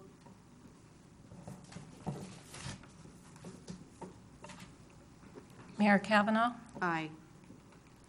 Vice Mayor Tolas? Aye. Councilmember Leger? Aye. Councilmember LaCrone? Aye. Councilmember DePorter? Aye. Councilmember Magazine? Aye. Okay. Now, Nancy, get him to work. It's still early. Go- It's go still raise early. money. All right. Let's go to our next item, consideration of awarding contract C 2019-09 to Judy Yates for the Fountain Hills Arts and Crafts Market. Grady? Corey? Yes, thank you. Corey's going to give a brief presentation, but I just wanted to let you know, you're aware that we have, for several years, have had the Arts and Crafts Market along with a farmers market that have gone together in conjunction of the Thursdays from October through, I believe it's April. We did that under the auspices of a special event permit process, which basically we found that initially it worked to try to get what we needed. However, we decided in order to kind of supersize this and try to get both the two different groups, the farmers market and the arts and crafts market, to kind of work a little bit more with cross-marketing and make it look like it's truly one event rather than two separate events going on at the same time. We approached this from a different perspective. We decided to go down the approach of doing a request for proposal and then awarding a contract. And so Corey's going to go ahead and give you pretty much an overview of how this is going to work. But I think this adds both things for the town and for the operators of these events. For one thing, it provides the town, we had a variety of different stated goals and objectives that we wanted to achieve as part of this. And we also are wanting to ensure the quality, now, there's never been any issues with Judy Yates and the quality of her event, but we wanted to ensure that we had consistency because we didn't always have that with the farmers market. And we wanted to treat both the same. With that, I'll go ahead and turn it over to Mr. Povar. Mayor, Thanks, council. Corey. Without trying to repeat everything, basically, Judy Yates has held the Art on the Avenue as a special event for about 9 years. And at the end of the 2017 season, we decided to move both markets and operate them under a contractual basis with the use of an RFP. So we put out the proposal, and Judy was the only submittal for that to run the Art on the Avenue. And essentially, with this proposal, the town will collect approximately $2,000 of revenue each year from this market. And the market, as Grady said, will run every Thursday, just about every Thursday, from 11 to 5 p.m. through the months of October and April. And that's pretty much it. I think it does a couple of things. It allows us to have more organized markets along the avenue because we put stipulations on what the farmers market as well as the Art on the Avenue can hold in their market. So that way we don't have one doing both or both doing neither. So we kind of did a lot of research and figured out what this should look like. And I think it's going to work out really well for the town. And Judy's the one who started this whole Art on the Avenue. She is. Right? And she used to do the entire, both sides, the produce side and the art side, and then it was too much for her and it got split up. Yep. But she's always got lots of artists there and a great variety. She brings a lot of people into town that wouldn't normally come in and have lunch. It's at a good time for a lunch crowd. I know the restaurants are very happy with having it there, and she's just done a great job marketing this also. She has. Any comments? I would just add, I don't know, thank you, Mayor, if this is the right sort of venue to be doing this, but like I think it'd be really cool if we had some sort of more, like a nighttime market from time to time. I've thought that about our chamber events.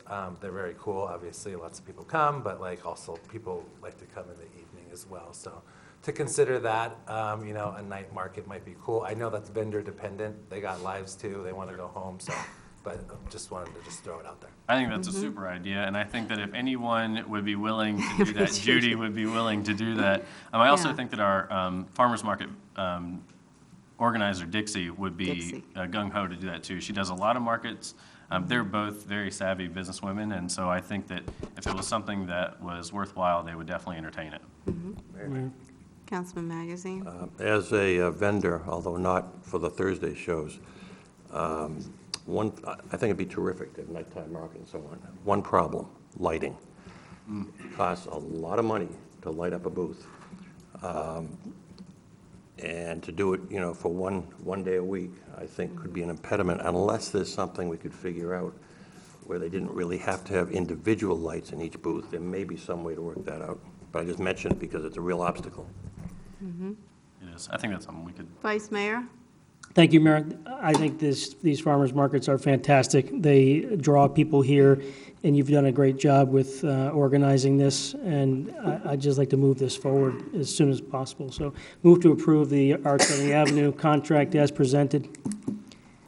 And a second? Speaker cards? Any other council discussion? Just a question for Corey, Mayor, if I may. The contract itself, are there any stipulations in there for collecting sales tax and have the vendors having business license?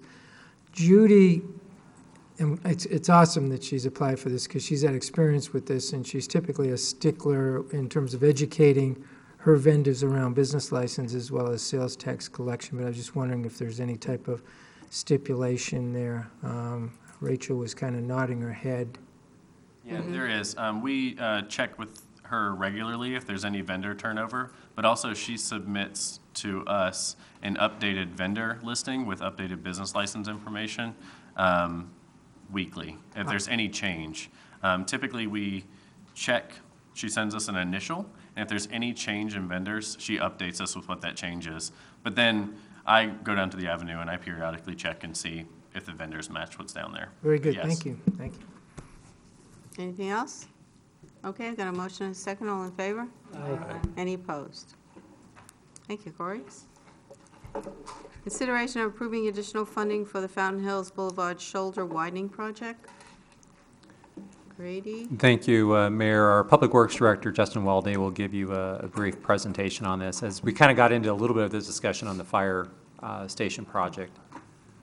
I did mention that there is a silver lining, and Justin, I think, will share that after we go through his remarks about the additional MAG money that it looks like will be available potentially for this project. Good evening, Madam Mayor, members of the council.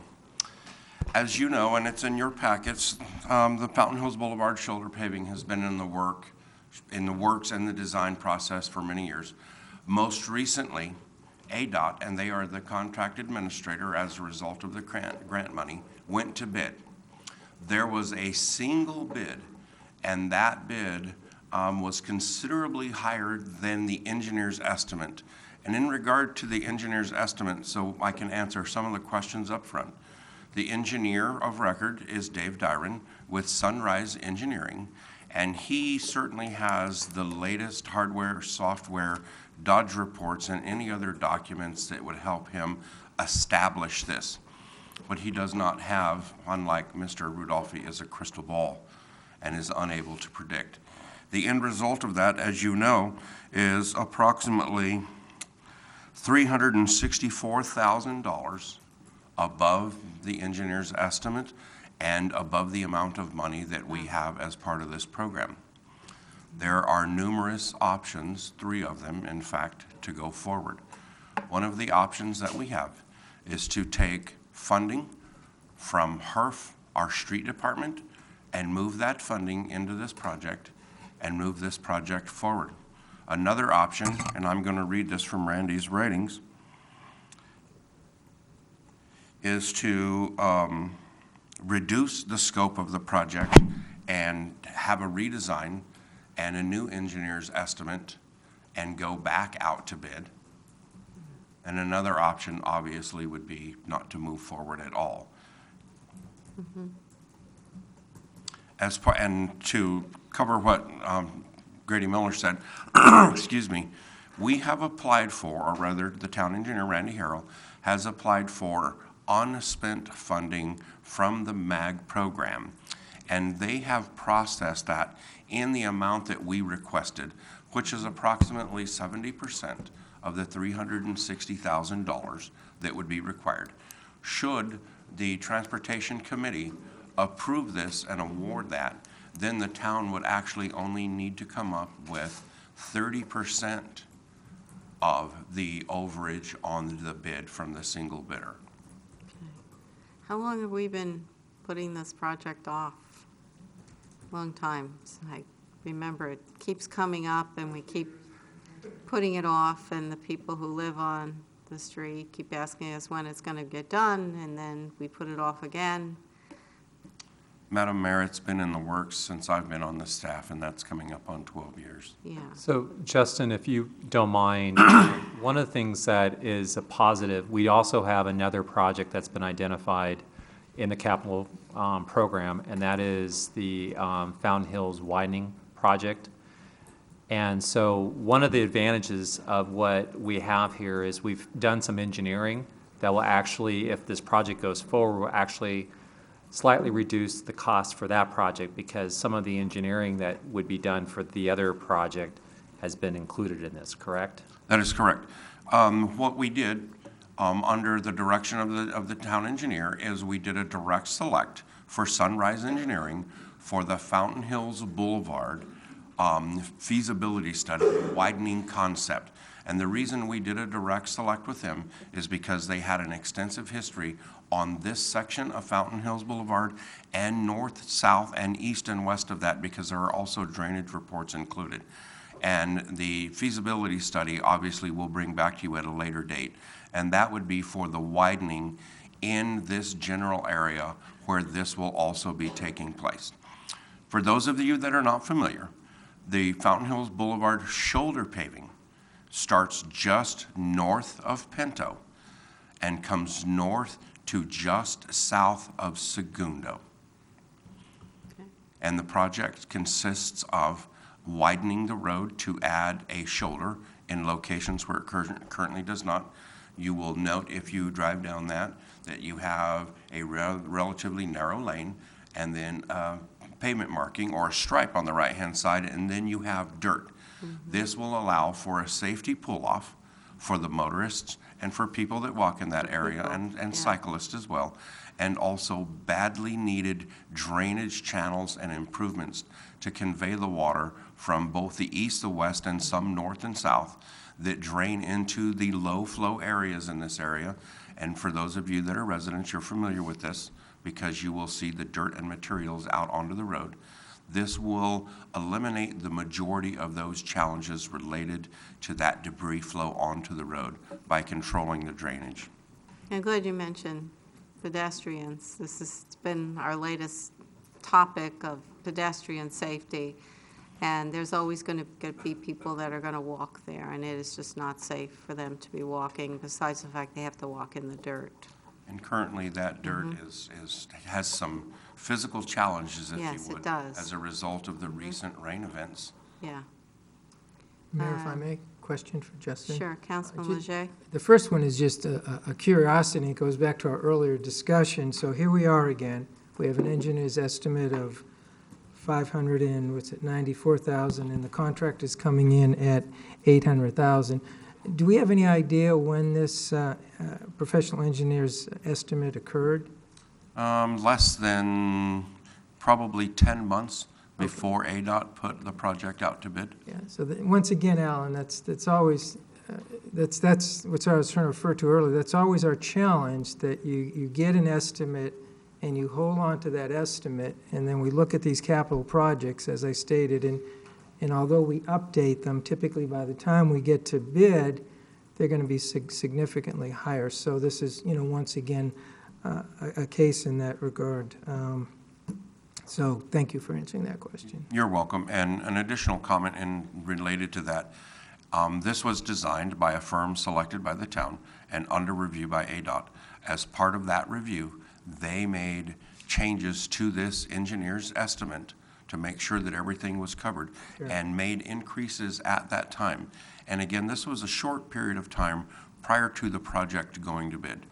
Keep in mind that once all of the documents are at 100% and the project is ready for bid, it is highly unusual for an engineer's estimate to be changed at that time.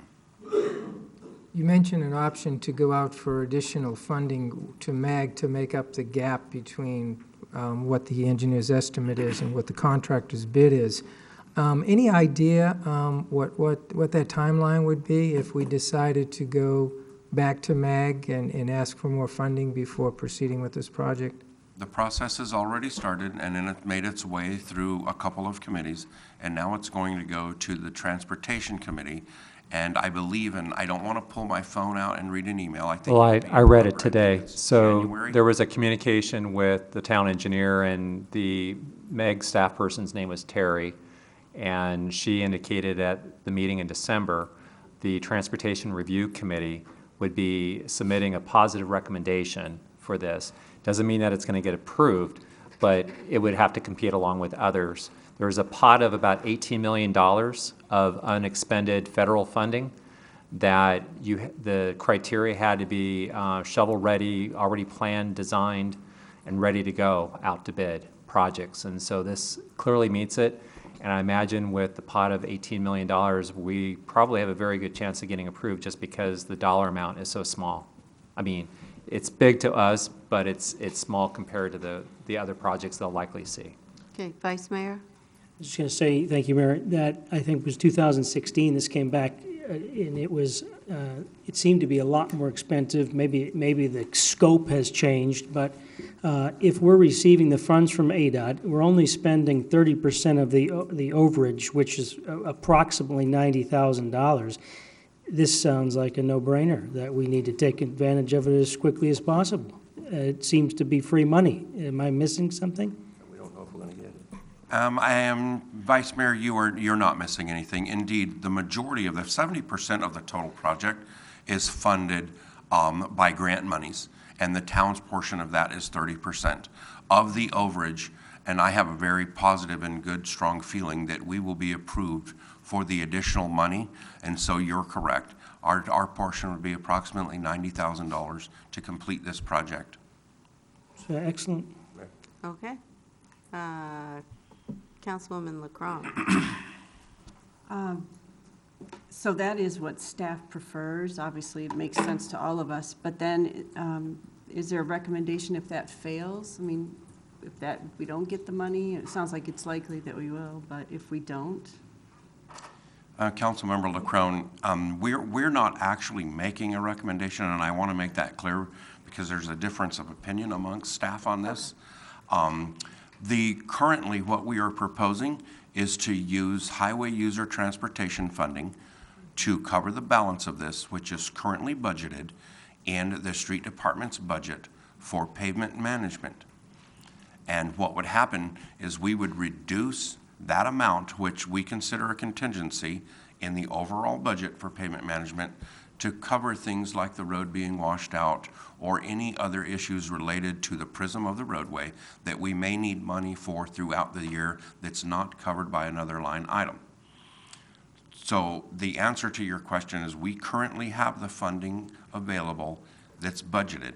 In the event that we are approved for the additional money, the funding would simply be returned back to the street department fund for use in the pavement management.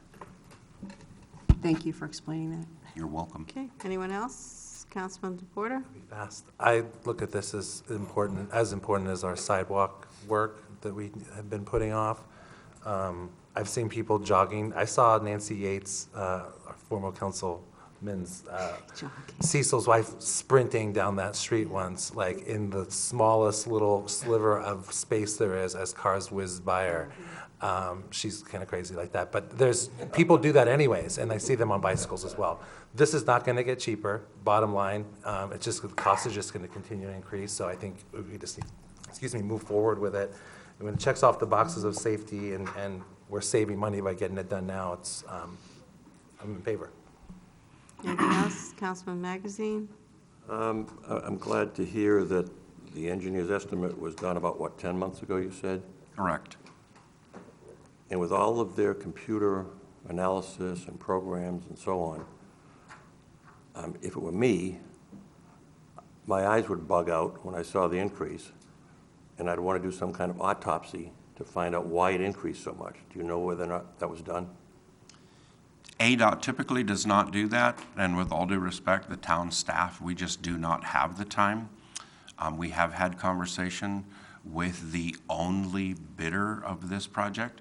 He has a long, or rather the two companies that he is part owner of, have a long relationship with the town of Fountain Hills in several contracts, and he simply stated that this was his bottom dollar and the least amount he could do it for. It should be noted that on that very same day, all the other bids that ADOT opened were considerably higher than the engineer's estimate, and so they were all opened at the same time. And they also only received single bidders for each of those. I have one other question. The money would come from HERF funds. If we didn't do this, would those funds be designated for any other street improvements? We currently have them designated for, and it's a contingency, since we are the owner, so this is a contingency, for items that we may not anticipate during the fiscal year. A good example is during the most recent storm events on McDowell Mountain Road, north of the middle school. We had a section of roadway washout that we had to have repaired. Had we not had this type of contingency, we simply would not have had the money to pay for that. And in this case, that funding was available. And that's what this funding is for. Maybe I'm misunderstanding. Then if we use this money from HERF, where's the money for the other project that you just mentioned? We still have additional funds. We overestimate what we might need because we are not certain, but we will still have a few $100,000 in contingency funding if something should arise between now and June 30th that we need this funding for. And if we don't use it, I presume it gets carried over to next year's budget in the HERF fund? It does not carry over year to year. I will be able to request the unspent funds from this year for physical budget 2021. It's Well, not a I year-to-year don't think carryover. he's getting into the mechanics, but what he's saying is that the money stays in the fund. So that absolutely is correct. That's Yeah. correct. Vice Mayor? Thank you, Mayor. You know, I just thought of another reason why I think that this is the right time to move forward with this, and that the way that you've proposed this and the way that you've established the funding makes a lot of sense. With the new fire station at the end of Fountain Hills Boulevard, and the safety aspect of when there is a fire, and those trucks need to be going up and down on Fountain Hills Boulevard, and the pull-off, which really isn't there right now in the majority of this section. I think we need to improve that for safety reasons, and with that fire station in the location it is now, it's more important than ever. Okay. Mayor, if I'm, okay. One more? Just Sure, go ahead. clarifying question, I won't be long with this. I just want to get something straight in terms of your response to Councilwoman LaCrone. And you said something about transfer of dollars. So your first option is to move forward utilizing HERF money. That's kind of what I'm hearing you say. Correct. And at the same time, we're applying for the MAG grant. Is that correct? Additional MAG money is correct. So if the MAG dollars come in, then we can then utilize the MAG dollars and freeze up the contingency on the HERF. Is that correct? Correct. Is that how that would work? Correct. All righty. So initially, I was thinking that we should make the project contingent on the funds coming in from MAG, but it sounds like there are funds already available. So it's rather than using having a contingency, approve option number one contingent on the MAG funds coming in. I'm not sure how council feels about that, but you're saying you would utilize HERF funds. Okay, I think we had a lot of discussion, so let's go with a motion. Anybody? Well, I would move to approve option number 1 contingent on MAG financing. And if MAG doesn't finance? I'll second it for discussion purposes. Okay, I'm just trying to clarify the motion. Is that without, and if, what exactly are you saying? I was basically saying going with option 1 contingent on MAG funding. And the event, I can further say, in the event that MAG funding doesn't come in, we'll use the HERF contingency fund. So that probably takes care of everything.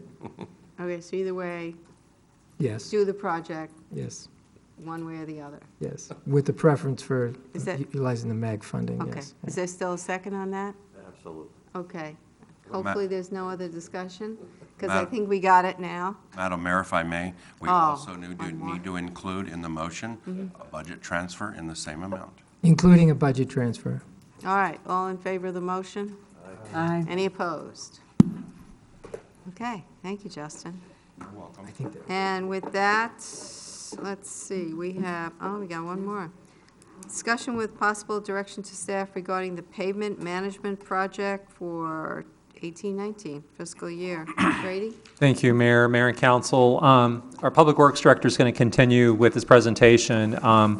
He's going to show you basically the areas that we are planning on undertaking as part of our $3.5 million proposed pavement management program for this current fiscal year. With that, I'll turn it over to Mr. Weldy. Thank you. Madam Mayor, members of the council, as you'll recall, on December 5th, 2017, the mayor and council approved a contract with IMS Pavement Management to do a study of our roads. As a result of that, they had come back to council shortly after that and provided their findings. We have been utilizing that data since we received it, and tonight's presentation is the result of that data and what we intend to do this year and next year. If I can have the clerk just dim the lights so we can see the presentation. Unfortunately, it's not on our screens. We're going to spend a little time on the past so we can understand our future. Historically, pavement management practices have consisted of reconstruction, mill and overlay, crack sealing, surface sealing, slurry seals by maintenance zone once every 7 years, and new construction projects funded through a combination of bonding, vehicle license tax, general fund and sales tax if available, CIP fund transfers, highway user transportation funding, and grant funding. This was what we were doing prior to IMS being contracted and providing data. We had 7 zones, and we worked in these zones yearly based on a rotation. However, as part of the 2012 resolution, we did not proceed out of Zone 1, and we worked in Zone 1 in an attempt to catch up to an area for 7 years. We completed the majority of Zone 1, and for fiscal year 17-18, that was last year, we invested $1,460,000 in that area.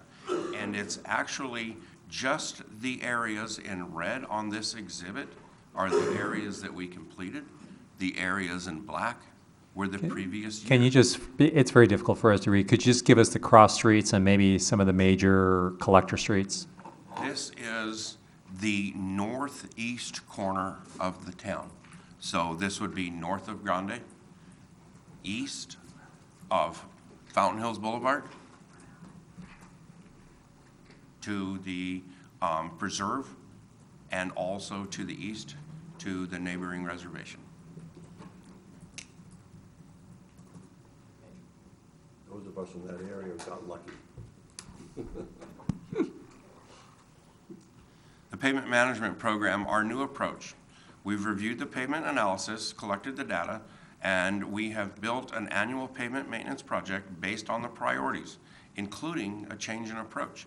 The change in approach is to move away from the zone and concentrate on the areas that need treatment immediately that we can save, And as we move down to the future, we'll apply some other items to it. So the priorities is outlined by the mayor and council and provided to the town manager and directing to staff is our priorities are the arterials, and then our collectors, and then the last one is the local streets. The fundamentals of paving is to be effective, you need to get the correct treatment in the right location at the right time. We've done a relatively good job with limited funding over the last several years in being able to do that. Preventative maintenance is typically applied to pavement in good condition, having a significant remaining service life. As a major component of pavement preservation, preventative maintenance is a strategy of extending the service life by applying cost-effective treatments to the surface of structurally sound pavement. Maintaining the PCI. PCI is the Pavement Condition Index. This is the information that they collected as part of their data. The ratings are relatively simple. 0 to 40 is very poor and poor. Marginal is 40 to 50. Fair is 50 to 60. Good, 60 to 70. Very good, 70 to 85. And excellent is 85 to 100. Our average network PCI for Fountain Hills equals 60. The arterials are by far in the best condition, equaling 75. And I want to help the people that live in some of these areas that say, how is that possible? Because our streets are in terrible condition. The reason that we have a nice reading for a PCI for our arterials is because over the last several years, we have completed major construction paving projects on Shea, Saguaro, Grande, El Pueblo, and Glenbrook. These are very long, very wide arterial streets that drive up this. The collectors are also a 65, and this is also a result of the areas that we worked in, which are primarily over the last 3 years in the northern section of town. We have milled and overlaid a large number of the streets up there that some of them are considered minor collectors and some of them are considered local streets. The locals, as you'll see, have the lowest rating, which is 55. And you need to know that some of the local streets, and these are residential streets, have a much, much lower PCI, down in the 20s and 30s. A good example of some areas like that would be Ocotillo, Mustang, some sections of Palomino. So those areas up there have very, very low rating because the pavement is in very poor condition. We are proposing tonight for the 18-19 investment, $3.5 million, and I recognize that this map is a little challenging to read, but these are the areas that we intend to mill and overlay, in red. And the little tiny blue dots, which seem considerably small right now, these are smaller roads with cul-de-sacs. We intend to do a mineral sealer on that.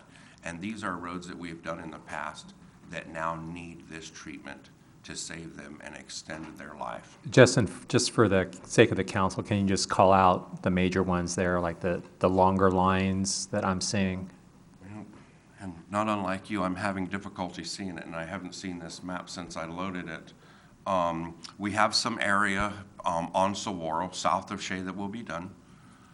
We have some areas on the bottom right-hand side that are in and around the Lamplighter area, just slightly up from there, and again on the right-hand side of your screen.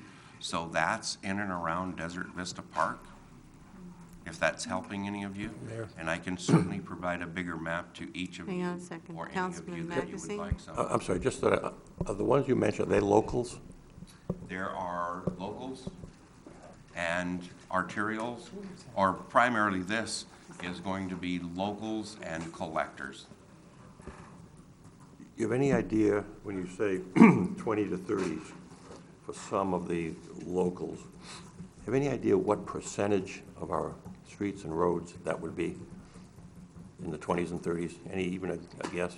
Yes, we do have that data. I just do not have it with me tonight. I'd like to get that. Absolutely. Thank you.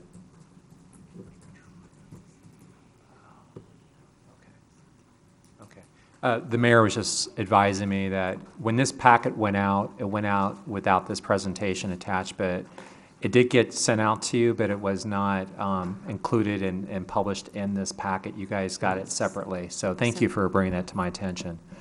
But I think for what we're trying to do, we're not really here to get actual approval. It's really more or less just to let you know what the plan is based on the pavement management analysis and the direction, but it would be helpful if you were able to call out some of these streets. Do you have a larger map that you can focus on? And I do not have one here with me tonight. Glenview on that list? I do not believe so. I had a different spreadsheet but I had some issues with the printer at my office where I work, and I wasn't able to get all of those documents printed. I will certainly provide each one of the streets to you individually. I guess I could just, to the extent it's helpful, I'm no tech guy, but if you go to the bottom left-hand corner of your screens on your laptops, click on that file folder, and then the third file down, it's the first PowerPoint presentation that you'll see. Oh, thanks. It's TCRM Pavement Management. It has zero memory on it, and mine, I tried to open that. Oh, It also, that's one that can't, that's not. yeah, helpful for. if you can bring up your email, it was in 1115. It was as an attachment. The middle one. And if you go to slide 7, you'll be able to zoom in to see the streets that Mr. Weldy is referencing. Mm-hmm. Thank you. Not legal advice, just helpful advice. I can see it as not my street's not there. There has been. It's not there. It's such a small street, too. It seems like you could do that one. It's just a little street. So tonight, what we are here is to show you what we're proposing, and in the very near future, we will be coming back with a contract to have this work done. Mayor? Councilman Magazine? Justin, of the $3.5 million, how much of it is for treatment of Palisades, Saguaro, the other ones that you mentioned that have been newly paved? The treatment for those roads is not included in this year. There's a minimal amount of treatment that will take place on Pampas and another little area, and that's just a few $1,000s. I certainly may be mistaken, but I thought we had talked about it costing something in the neighborhood of $1 million to do those treatments, and we had to do them. That will be part of next year's pavement program, and we will certainly bring that back to you. Thanks. Mayor, I just want to, since we're there doing technical stuff, I just wanted to say thanks. I think this is a great plan. I think I'm at least I'm speaking for myself that I think I'm really glad that we did the feasibility study to get that baseline of where we're at, and we have that moving forward. And I think this is a great plan. I thought moving away from zones was a great idea, and just go to where the problems Did are. it? Awesome. We've been able to put this up here, but unfortunately, the map that's embedded in the PowerPoint is not really showing the actual streets. I do apologize, but, I think we kind of, you've got it now. Okay. Yeah. you know, in the future, Public Works Director and I will make sure you get the 11 by 17s, so you can actually see it, because it's really kind of hard to see the detail over here. I do apologize. Well, it's hard to see the name of the street because the red's kind of covering it.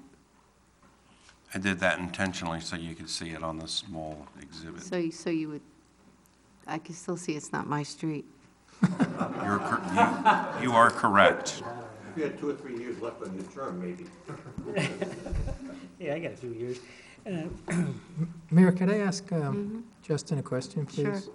I'm just curious. I remembered when we had the presentation that Councilman DePorto was referring to from our folks that made recommendations. I remembered when they talked about strategy, one of the things they said is, which sounded counterintuitive, take care of the streets that are in good shape because you can save those. Let some of the streets that are in bad shape deteriorate, which seems counterintuitive. So In that regard, and I've had questions from residents about this, particularly in local streets, the PCI in some of the local streets, as you mentioned, varies from 55 to 25. At what PCI would reconstruction be considered? I do not have their recommendation right with me tonight because it's a lot of data. It certainly is. But most likely, in areas that are up below a 40, Yeah, okay. and the 35, 40 in that area, And there's a reason for that low PCI. And I'm not making a recommendation here, and just food for thought, that one of the strategies with those locals or streets in really bad shape is let them deteriorate to the point where they required, basically met the definition of reconstruction, in which case then the infamous bond dollars could be used for that, which is a big discussion in terms of, how we were going to pay for pavement management in the past. And psychologically and emotionally, I think people are more interested in their local streets than their non-local streets. So I think it will be a few years where we may have to implement possibly bond money to cover some of these local streets for reconstruction. So just food for thought. Councilmember Leger, the staff and I have been talking about perhaps as early as 2020. And when we have our council retreat, this is going to be one of those items that we'd be looking at for our streets because, the voters were loud and clear. They didn't want to, have the primary property tax as a solution to address their streets. But, a number of them at those public meetings said that they would have been supportive of, something like a bond program for the streets. So we do think we're going to have to do that. And unfortunately, it means we're going to have to let a lot of our streets go because to use the bond dollars, you have to use reconstruction or do it on reconstruction only. But that is certainly on the table and something that we're trying to formulate as we get closer to a retreat and then starting to plan to go forward as to what a bond package might consist of. Vice Mayor? Thank you. So with that, in 2020, the Saguaro bond will be paid, correct? That's right. So that's $8 million roughly from that. Has there been any discussion in regards to the, I guess strategy would be the right word, is to having buy-in from the community if they're going to pass a street bond? I would think that some people may say, hey, we passed the Saguaro street bond. You had brought up Palomino as one of the main arteries that may need some immediate work, right? Do you think that if you have a lot of interior streets and we try to go for a bond to improve a lot of these streets that are off of the main grid, that would pass versus saving some of the main streets that need it until the time when we can identify as a community that these major streets are going to be repaired with this bond versus a street that would be obscure that someone may say, you know what, we don't need to do that. Do you understand my question and my logic as to what I'm thinking? Vice Mayor Tolis, I do have a general understanding. The intent, and there are several answers to several hypothetical questions in there.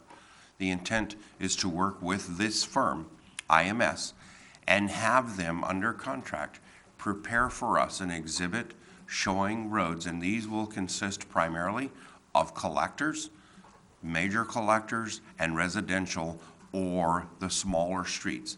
And what we will do is based on that data that's collected, we will come to the mayor and council and present to you what they're proposing and a dollar estimate, for lack of a better term, engineer's estimate. And then we would have to make a decision collectively on what we would move forward there for bonding in the future. The total amount needed is a relatively large number, and we know that from the past. So what we have to do right now is maintain what we can save to the best of our ability with the funding available, and in the future, provide to the mayor and council a bond proposal package for not only the local, but some of the collectors. Very few of the arterials, but some of them will be in part of that package. And as we move towards that date, we will continue to invest in the roadway as much as we can in the locations we can with the funding available. And to the vice mayor's point too, we would also have considerable public involvement in that process. So it wouldn't be just the town trying to do this. We would obviously involve the citizens in that. Absolutely. I just want to say, Councilman Magazine wants to go home. And I'll say that Councilman Magazine has delayed this meeting quite a bit. I don't think he knows how to get home. That's why he was asking for directions. It's past his bedtime. What did I do to deserve this? Okay, anything else, Justin? No, ma'am. Any other comments, questions? Then this is possible direction to staff. So, you're looking for a motion on this one, or just direction? I believe if it's only any change from what we have proposed, correct? Craig? There's no issue. I believe it's not agenda-sized for anything unless you wanted to make some changes to what's presented to you tonight. Okay. Right, okay, so then it's just, then we have, we don't have any direction to town managers, so Alan, would you like to make the motion to adjourn? Well, first, Yeah. have Siri do it. Wait a minute, hold on a second. Direction to the town manager is usually, I think you can mention something, but we can't discuss it if it's not on agendized, right, Aaron? Correct. Okay, did you want to mention something? I would like to mention something with the discussions in regards to the firehouse and all of the costs that were associated. I would like to have on a future addenda come back with the former property on Saguaro and what recommendations to liquidate that and valuation of that and what we're going to ultimately see in a return. Yes, in fact, just to let you know, as had been committed, any proceeds we get will go right into the capital fund. But we will come back and give you an update as to where we are on getting that property disposed of. Mayor, am I allowed to ask staff to look into something related to the party house? Yeah, that was on the agenda. Okay. I was asking to bring back something. Well, yes. Statement was made this evening that a number of the affected parties would be willing to come forward publicly to complain. Yes, Our understanding was that that was not the case. Can we look into that further? I will. Thank you. Okay, anything else? Councilman Magazine? Move we adjourn. And a second? All right, all in favor? You want these packets back? All right, thank you, everyone.